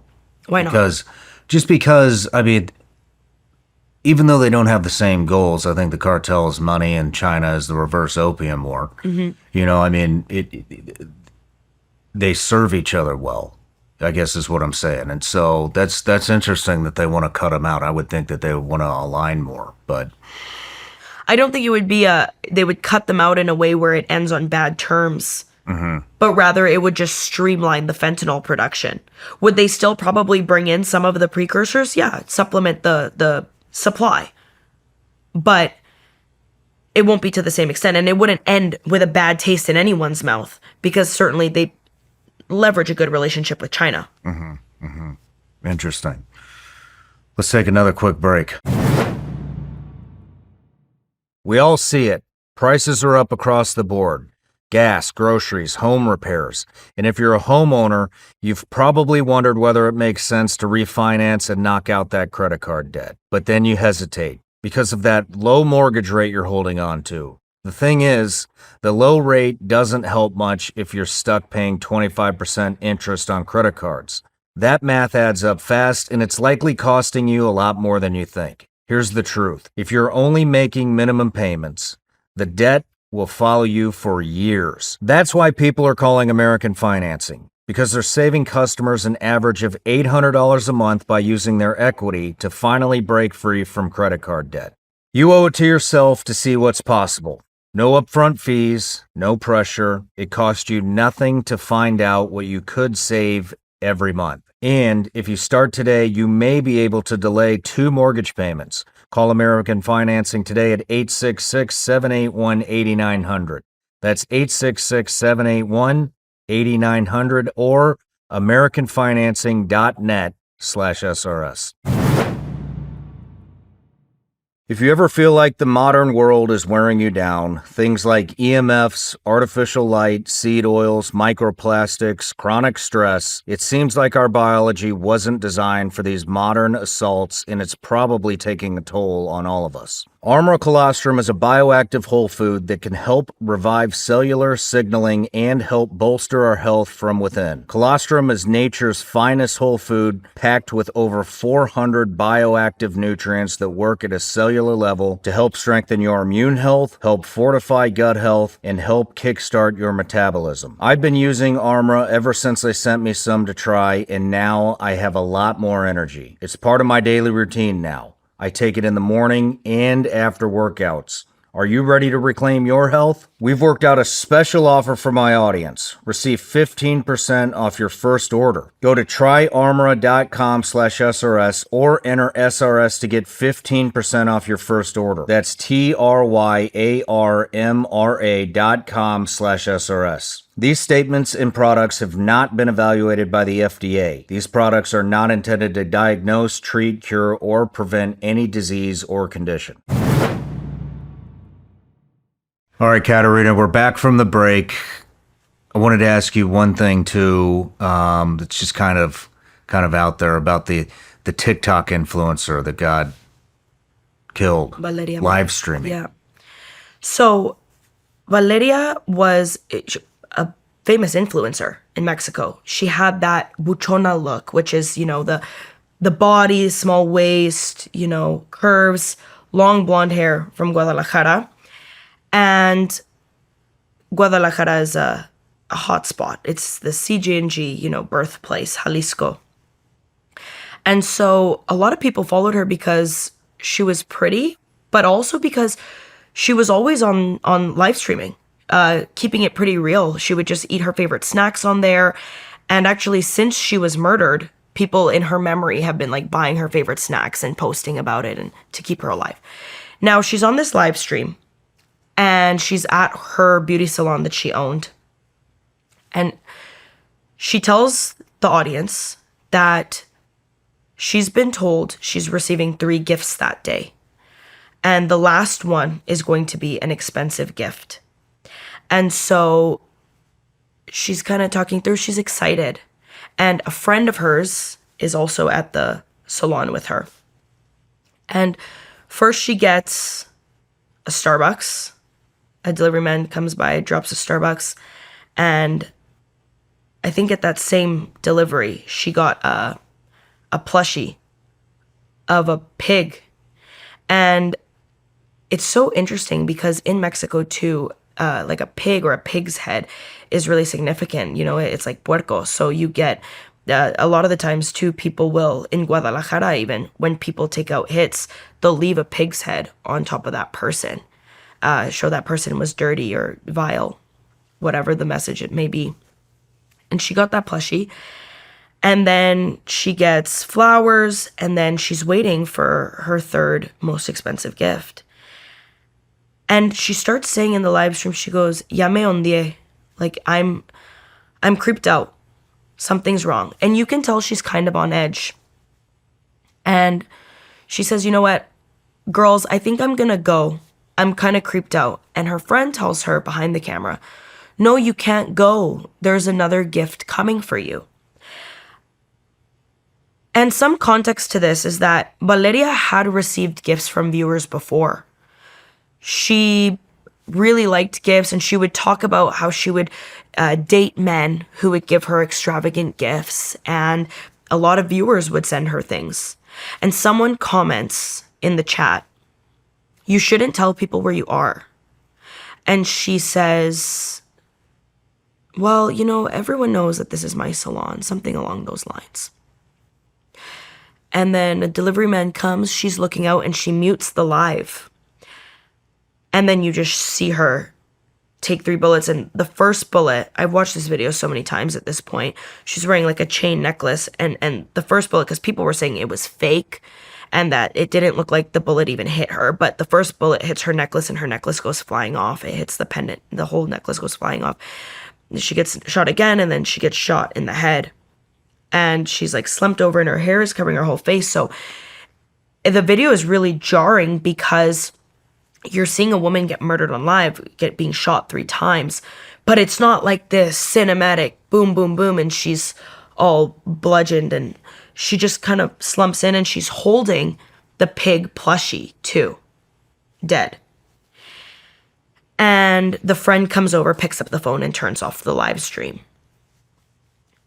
And people were saying, you didn't hear screaming, but it's important to keep in mind she muted the live. Why did she mute the live? If she was so scared, why didn't she leave? She already had that feeling. And so people are saying that the friend set her up, or that her ex-boyfriend, who is allegedly part of organized crime, I want to say like objectively just an unattractive guy, especially for a girl she's very beautiful. She had a very striking look. They say he was responsible for it. But the interesting thing is, where is the forensics in Mexico and an investigation? She was murdered now like weeks ago at this point. And nobody has come out to say who the main suspects are, what the state of the investigation is. And this became international news because there's this beautiful girl being murdered on TikTok live stream. Mm-hmm. And people interacting with her as she's talking about being scared. People in the comments were even saying to her, if you feel weirded out or uncomfortable, just go home. I mean, if this was a hit that was planned on her, then it would have happened no matter where she was. Then you have a lot of conspiracy theorists or conspiracies going around saying that she didn't actually die. She was probably being threatened, and so she faked her death on live, and that it was AI, and it doesn't, the way the blood splatters on the table and the way she falls over holding the plushie, it just doesn't look like someone who had been shot 3 times. So this, though, the murder speaks volumes to the state of Mexico, like the entire country, because over the past couple of months, a lot of YouTubers and social media influencers have fallen victim to being publicly murdered like this. Whether they have narco ties or not is one thing, but this is certainly sending a message. If you do not do what we say, or follow our agenda, especially with the large platform you have, or you do us dirty, you're dead. And, the problem too with this being so publicized is there's a lot of false information that's coming out and a lot of false theories that people are taking and running with as if it's fact. So, and then people are also editing fake videos of her. I saw one video of her, and it's very hard to tell if it's real or not, where she's got a song in the background and she's kind of like lip syncing it. And the caption on the video is like, basically to the gist of, use men for what they can give you, enjoy the benefits of it. But, basically like have multiple guys who can give you nice things and don't get attached. And people were saying, she was a gold digger who messed with the wrong person and she got her karma, which at the end of the day, someone was murdered. So it's really fucked up to say that, even if this isn't a perfect victim to you.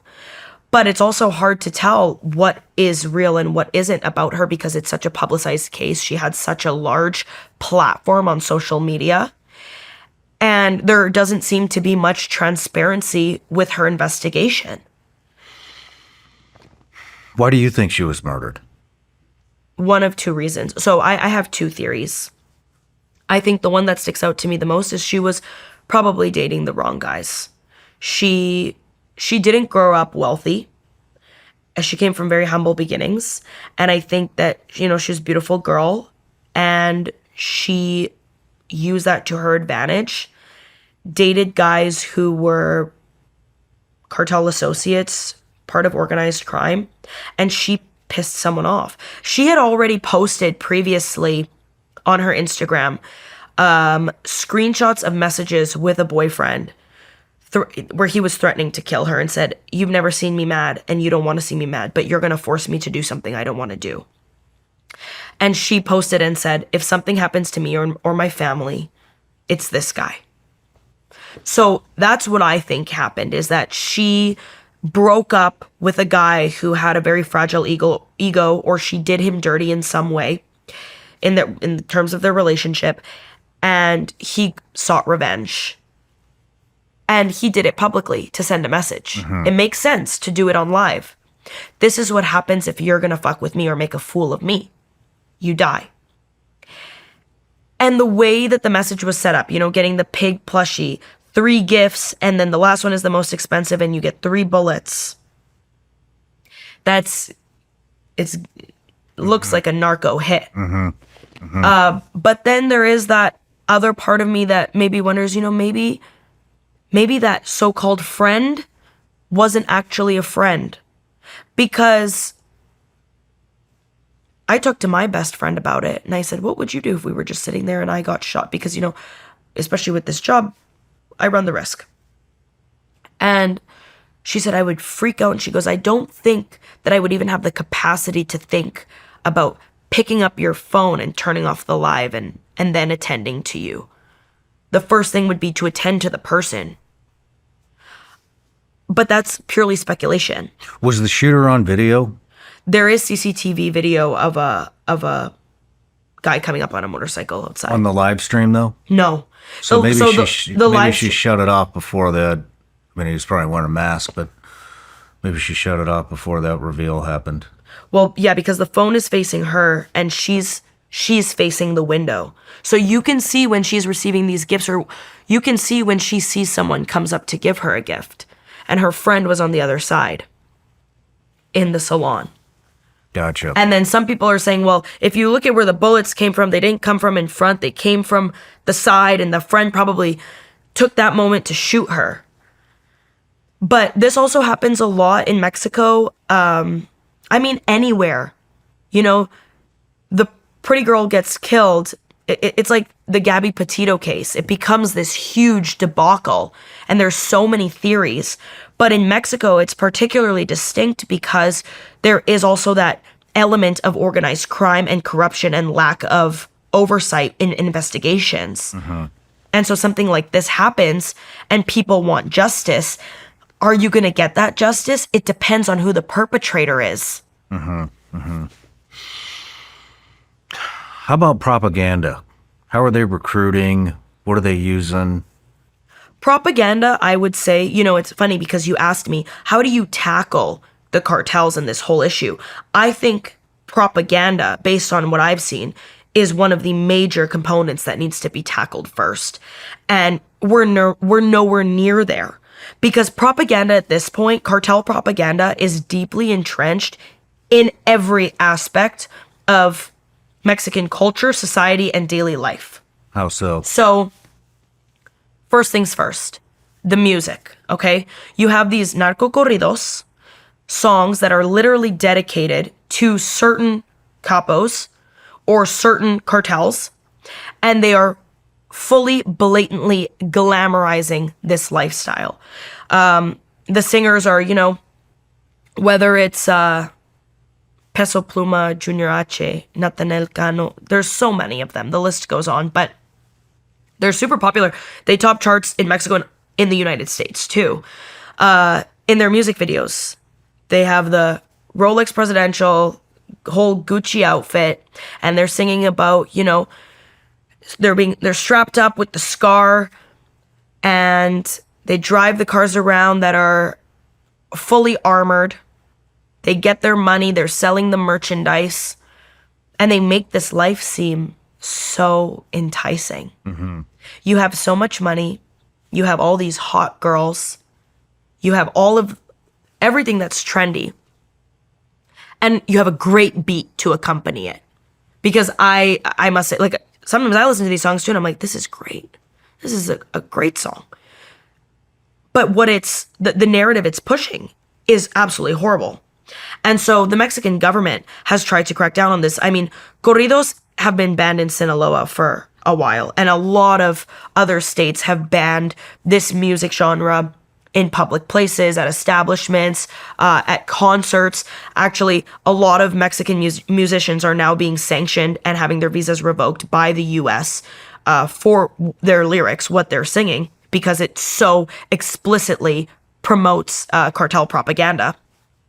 And the Mexican government plays their role, and the federal government actually just put out this initiative, Mexico Canta, Mexico Sings, to encourage people to participate in like this, basically a competition where you can play music, you have a band or sing a song, original singer-songwriter, whatever it is, but that it has nothing to do with cartels or narco propaganda. And the interesting thing is, when the Mexican government talks about this genre of music, they particularly focus on violence against women, violent acts, and drug trafficking. What they're missing, that is the key point, is, hey, young people, this is propaganda. This life is actually not as cool as these songs are making them seem to be. This is how you die. This is how you end up like Valeria. You want to be that pretty girl with a rich guy on your side? Yeah, well, guess what? He might kill you afterwards. Mm. And a lot of these young people in Mexico certainly fall for it, and I don't blame them. You're being inundated with this music, these TV shows, this culture that's promoting a lifestyle that on the surface seems so luxurious. Wouldn't you want to have the extra cash too? You're growing up in a place where both of your parents are working very hard, and, maybe you can't even afford your schooling. But Buddy on the radio is telling you that you could pick up your parents in a G-Wagon. You just have to take part of this lifestyle. And so the propaganda is deep in the pop culture. On the other hand, you have blatant forms of propaganda through social media, which now has exploded for them. I mean, social media is a major tool for the cartels. And Mexico has also tried to crack down on this. They're constantly banning TikTok accounts that are promoting cartel propaganda or trying to recruit people. What does that propaganda look like? What is it? On TikTok? Yeah. Is it the same stuff? Luxurious lifestyle, lots of flashy shit. It's the flashy shit, but it's also the actual operations. You'll have like a good song, and they're showing them loading up kilos into a light aircraft and flying it across Pablo Escobar style. Mm-hmm. They kind of switch the aesthetic based on whichever platform they're on and who they're trying to appeal to. Gotcha. So you have those type of TikTok accounts, and they're showing the money, they're showing the guns, but they're also showing the actual warfare. They are showing some of the ugly side of it, but they're making it seem cool. It's like militarized. Uh-huh. And then you'll have a link in the bio of that TikTok account that you click it and it directly opens a WhatsApp group chat. That's the beginning step of cartel recruitment. Where you're No kidding. Yeah, you're joining this group chat, and you have certain higher level operatives for the cartel in there that will ask you certain questions or tell you what you're getting into. And then they vet you based on your answers to those questions or the personal information you give. Then you move into a different group chat, and then another one, and it kind of goes down the steps to the point where you're then in direct contact with high-level cartel operatives who are actively helping you get into the cartel. And literally to the point where it's like, okay, a car will come and pick you up from your address now that you've shown us that you are willing to be a part of our group, and it'll take you to a bus station. You get on that bus, you're going to meet us here, and you're going to train for 6 months in the mountains of Puerto Vallarta. So the social media is just the first step to this. And it's major for them, because without numbers, without this support, the cartels can't function. And if you have vulnerable, impressionable young people who are looking for a fatter paycheck, who are enamored by this lifestyle, and who want to be a part of something, you have the perfect victim. And you take them in, and you absolutely abuse the shit out of them and dehumanize them, and you turn them into a machine. And you give them some money. And now this is the beginning part of someone working for the cartel. How do they advance? Is this all like family members that stay at the top, or how do you advance if you're, Just a Joe new guy? Schmo that's just wanting to get recruited and get in there? So it is mainly family members, but then it's about proving your loyalty.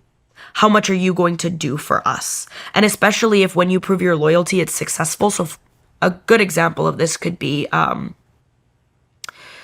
you're starting off, you're, fresh in the cartel. You just got out of the training.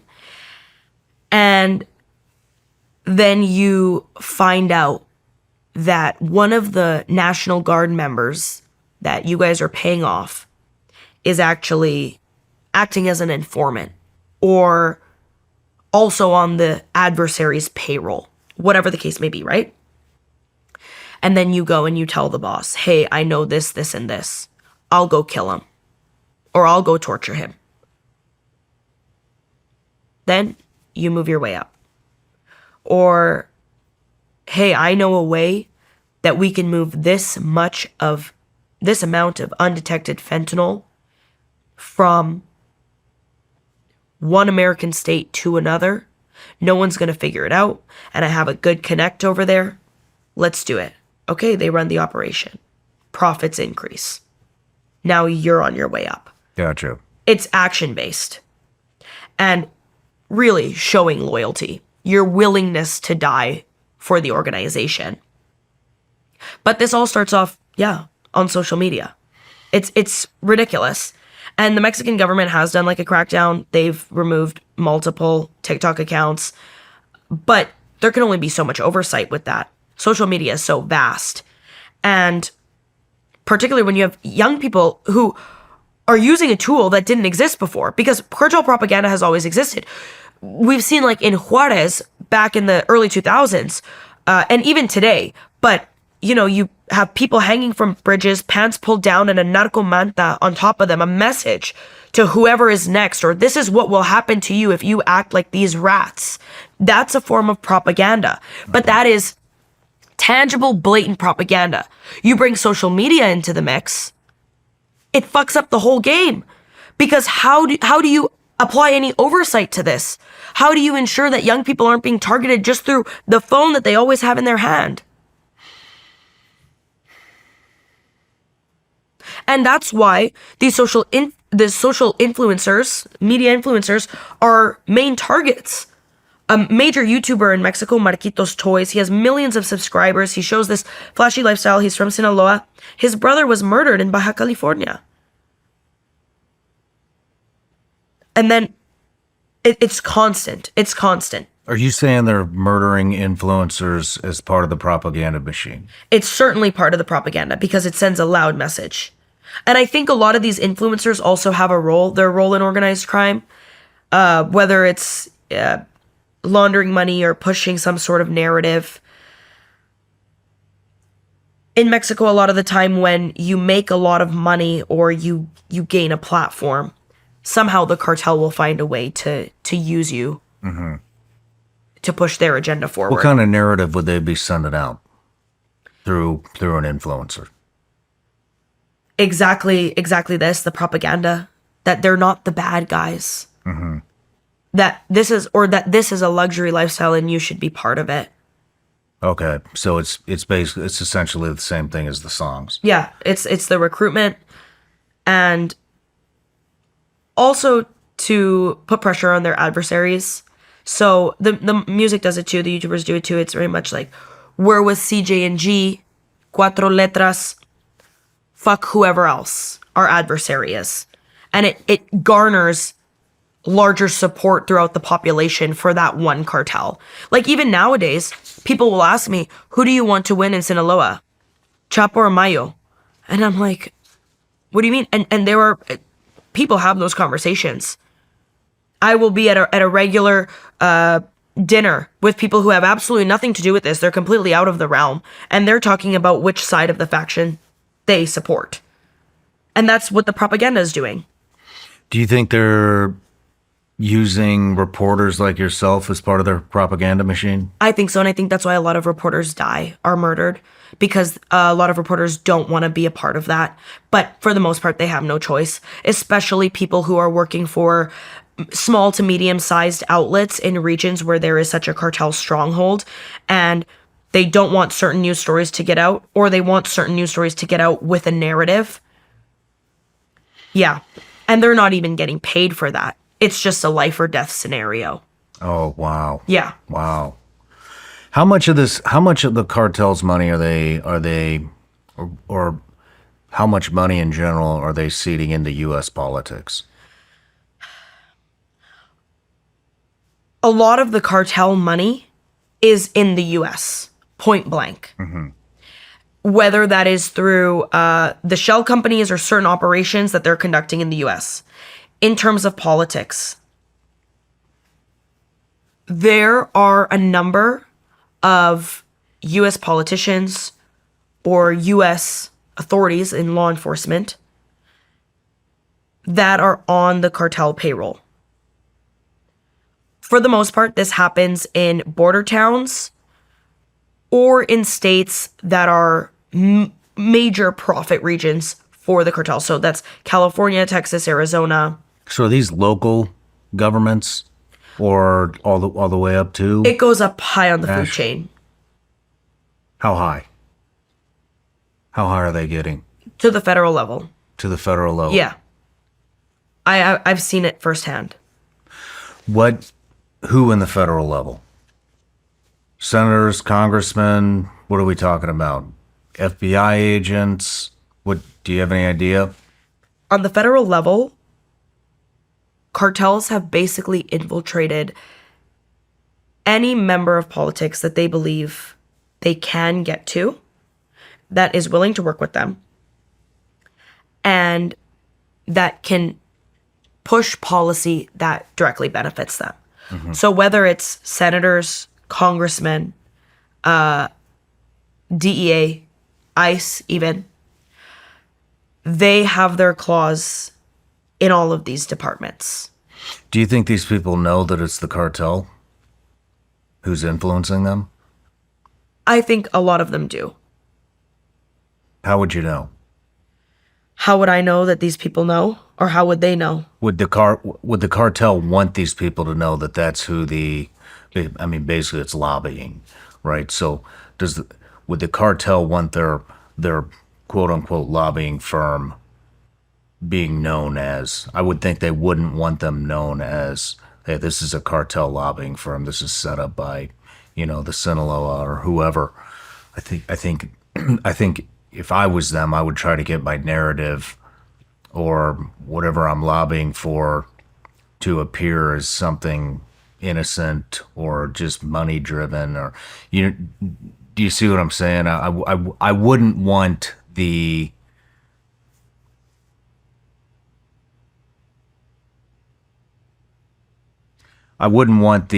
individual to know that it's coming from a cartel, because I think it's less that would be incentivizing, and it's yeah.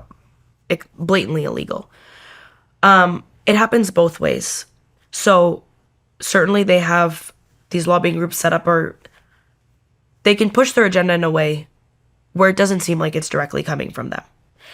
Now, at the end of the day, I have an issue with this because I find that it's hard not to know.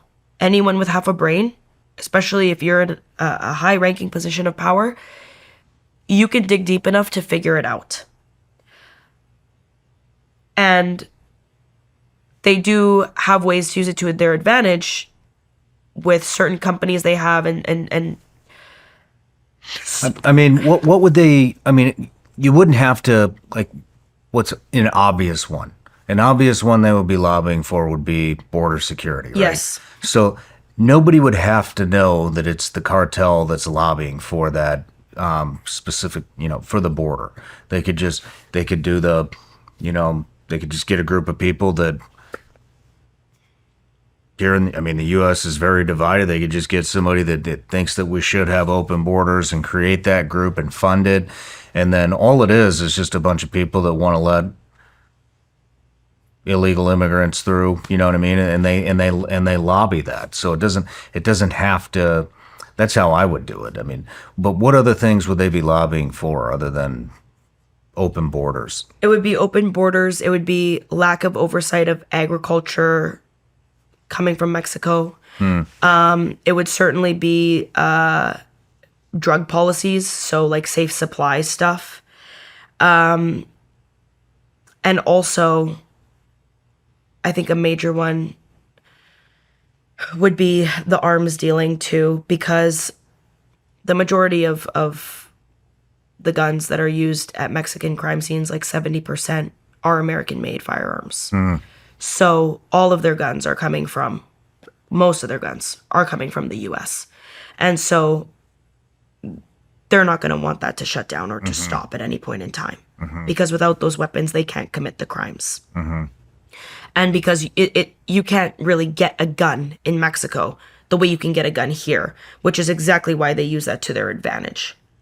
So that would be, and not to mention, a lot of the straw buyers too are moving guns from the U.S. into Canada to arm these same people. So that's a big one that I believe that they're lobbying for. Yeah, the border one is a big one, but without the guns, they can't run any of their operations. But you asked, why would they want people to know that they are a cartel if they're lobbying or have they have money in certain aspects of the federal government? I think in some ways, sometimes them instilling that fear does work depending on what the initiative is.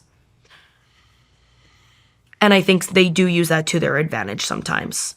And there are certain people that they can have in their pockets, knowing that the fear and knowing that the cartel is on my ass is going to keep them doing exactly what they want and keep them from moving away or speaking out. Because once you have the cartel on your ass, the only way to get out of that is basically to die.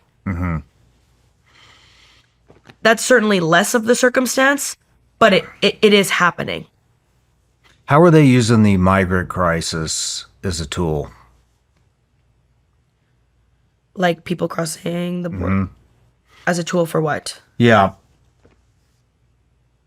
Cartels' control over human crossings, including children, the use of distraction groups to tie up border patrol, and the human cost, rape, enslavement, and exploitation of migrants. It sounds, I have it as they're using it as a tool for all these things.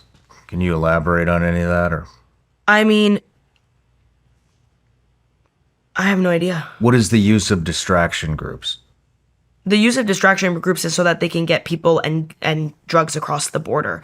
There was actually just a video about this. It was in Texas, where you have these 5 guys in a pickup truck and they're doing donuts around, and all the CBP pulls up on them and they're trying to outrun them.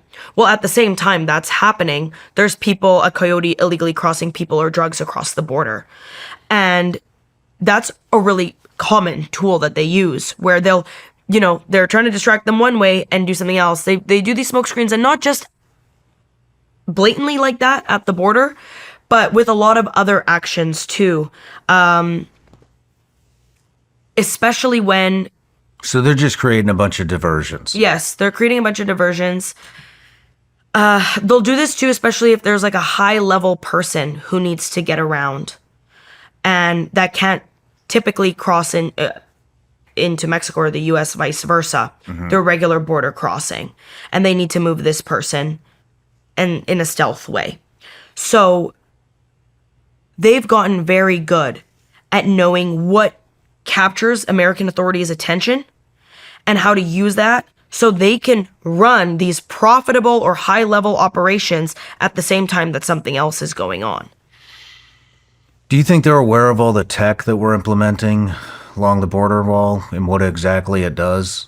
Do you have any insight on that? I think that so with the people I've spoken to, especially who are working in organized crime in border regions, they know that the border tech has been amped up. In terms of to what extent,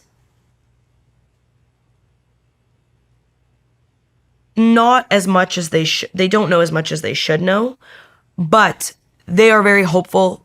I sound like a spokesperson for the cartel. That's not the point here. Oh my God. This is just, relaying the information. But they're very hopeful in their ability to adapt because they've always done it. It's just a matter of what has changed. How has the U.S. ramped it up? The same thing they do with the Mexican government, actually. Okay, you want to put these troops here? Oh, you want to implement this, thermal technology that can tell you if someone's even close to the border along the over 2,000 miles that it spans? We're going to find a way around that. They typically do that, and that's why they've been so successful and profitable in every operation. But I don't want to sound like a spokesperson for the cartel, and I sometimes, talking about exactly how they're reacting to certain things, but they do adapt. That's one thing. There's a crackdown, and they find another way. It just happened in Sinaloa. The U.S.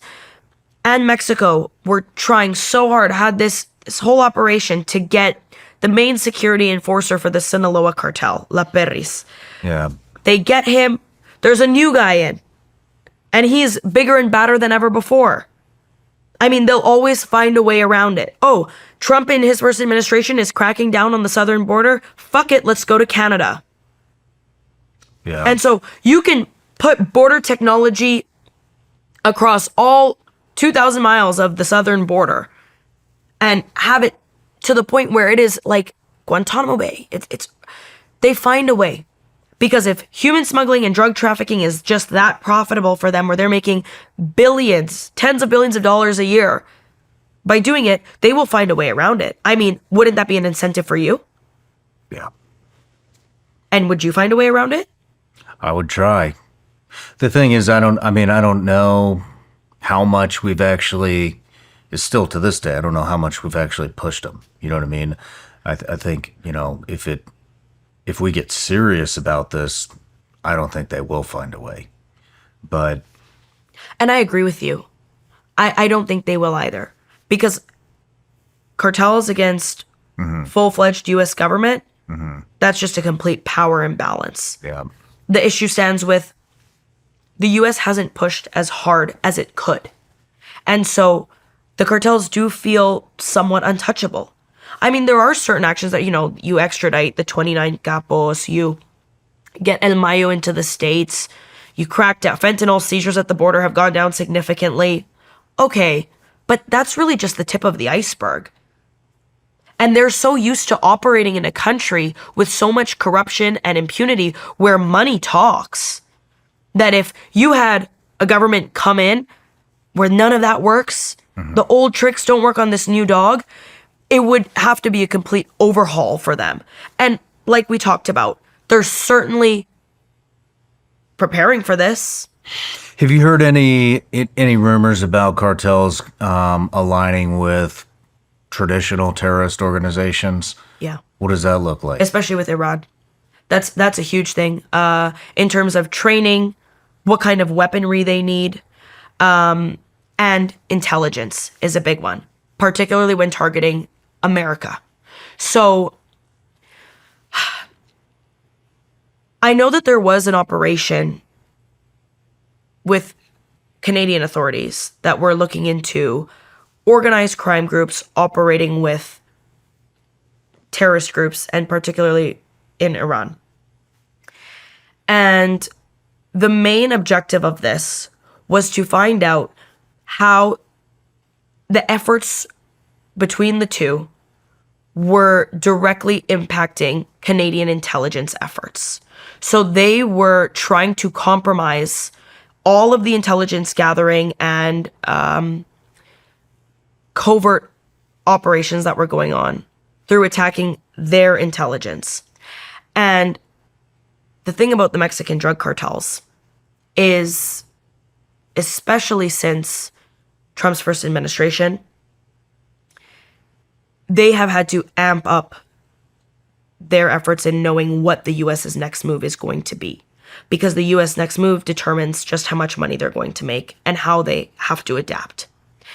And so Iran and Mexican drug cartels do have a connection, and this is with high ups of the drug cartels, to understand how the U.S. is operating their intelligence, what type of actions the U.S. could potentially take or is taking silently against drug cartels, and ensure that they kind of build a firewall around themselves. In terms of weaponry, a lot of the techniques and certain arms that drug cartels are using, particularly now, have been learned from organized terrorist groups that have been around forever.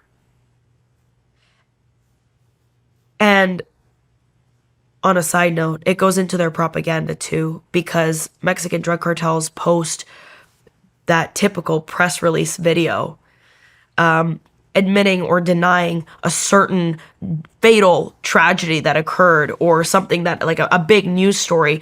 They address it head on. They have the script, they have the lighting, they even have the logo, the banner on it, and the background music, just like the same way ISIS was doing and the Taliban. And those videos now, like when ISIS and the Taliban was doing it, it was on social media, whatever, but it was mainly being sent to news outlets, or, they were posting it on their page. It was more confined. Whereas now, it's just, you put it out there and it spreads like a virus. And so a lot of their techniques, which is why it's interesting that it took so long to declare Mexican drug cartels as foreign terrorist organizations, because a lot of their techniques, whether it comes to gathering intelligence or infiltrating the U.S. or Canada, and the way they are able to manage public perception of themselves, it completely matches that of traditional terrorist groups. Wow.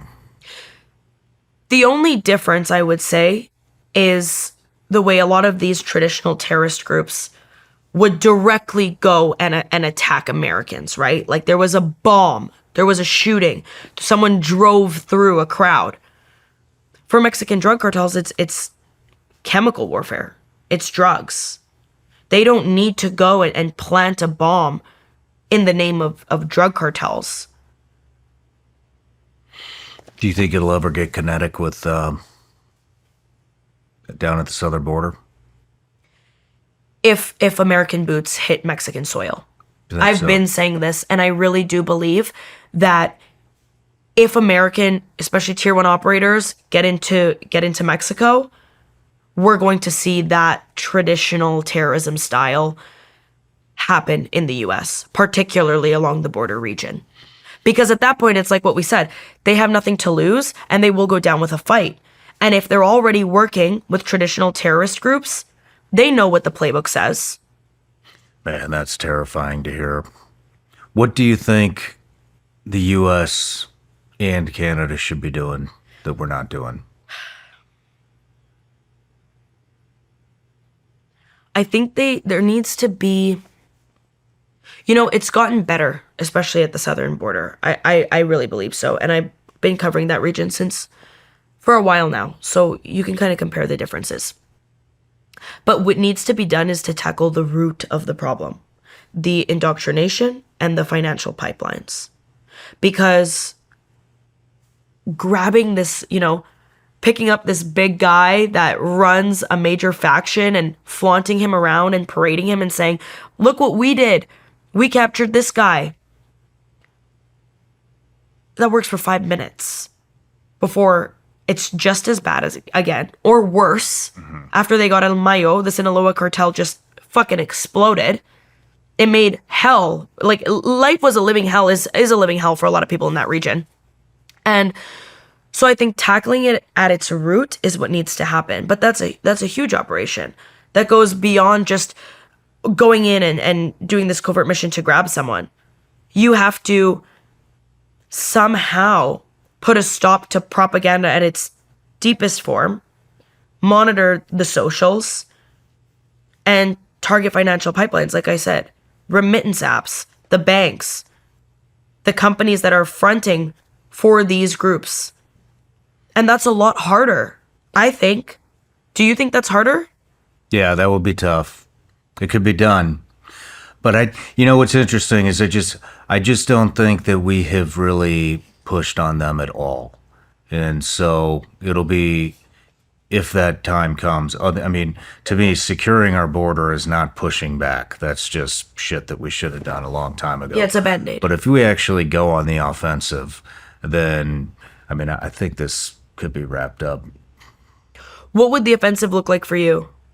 Like I said, I think what I would do is initially I would pit them against each other to weaken them, to keep our people safe. Let's weaken them as much as we possibly can. In the meantime, you could send in the intel reps, the operatives, to start tackling the financials.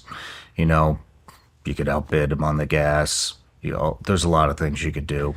I'd do that, and then to wrap it up, I would send in the Tier 1 units. And I think it is slowly happening. To demoralize them also. Yeah. A lot of strikes. Because it is a psychological game, too. Yeah.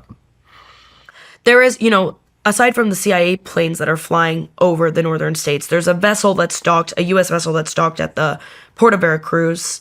The border is militarized. And then you have, ICE, DEA, allegedly working with Mexican forces to conduct operations without having to step foot in Mexico. But it seems to be like these are all precursors to something bigger that could potentially happen, especially if the U.S. isn't seeing the result that it wants, which is what? Demoralized cartels, less fentanyl, less human smuggling, or for it to stop altogether, which I just don't see happening. But at the end of the day, you still have to deal with this big figurehead, which is the Mexican government, who has too much reason not to crack down on these guys. Yeah. Well, I mean, it is what it is with them. It's our people that are being affected. For sure. They don't want to help their people. That's on them. But what the hell do I know? I'm just a podcaster. So, anyways. Well, I forgot to give you something here at the beginning. Okay. So, do it at the end. Oh, Everybody thank you. gets a gift. Thank you so much. Vigilance Elite gummy bears. So excited. In the You were USA, asking me about this. Not smuggled across the border. But before we wrap it up, what are you getting ready to get into? Anything exciting? Yes, I'm really excited. So I just did I'm doing my podcast with Ironclad, Borderline Dispatches. So I'm basically just going boots on the ground to show people exactly what's happening without having, I try to always do beyond the headline reporting, where I go and I speak to the people who are affected right there and paint the picture of what's going on. So on Borderline Dispatches, I went to the southern border, and then I went up to the northern border. I showed everyone just how open it is. And soon we're going to be going in back to Mexico to just show some of the cartel-ridden regions and how it varies from different areas and who's running what. Does that mean you're having a crew go with you? I operate alone. Good for you, man. I've been doing that. And actually, it's funny, a lot of people don't know that, but I've always done this alone. So it's a lot of work, but I think it's worth it. That's a trust thing, too. I feel like if I go in alone, more people will talk to me and share more information. It's disarming. Well, where can we find you? You can find me on the podcast, Apple, Spotify, Borderline Dispatches. I also have my Substack. It's my full name, Katarina Szulc. Everything is my full name with the most complicated spelling, SZULC. All right, Katarina. Thank you so much. Thank you. I really appreciate you. I appreciate you having me here. And hope to see you again. Likewise.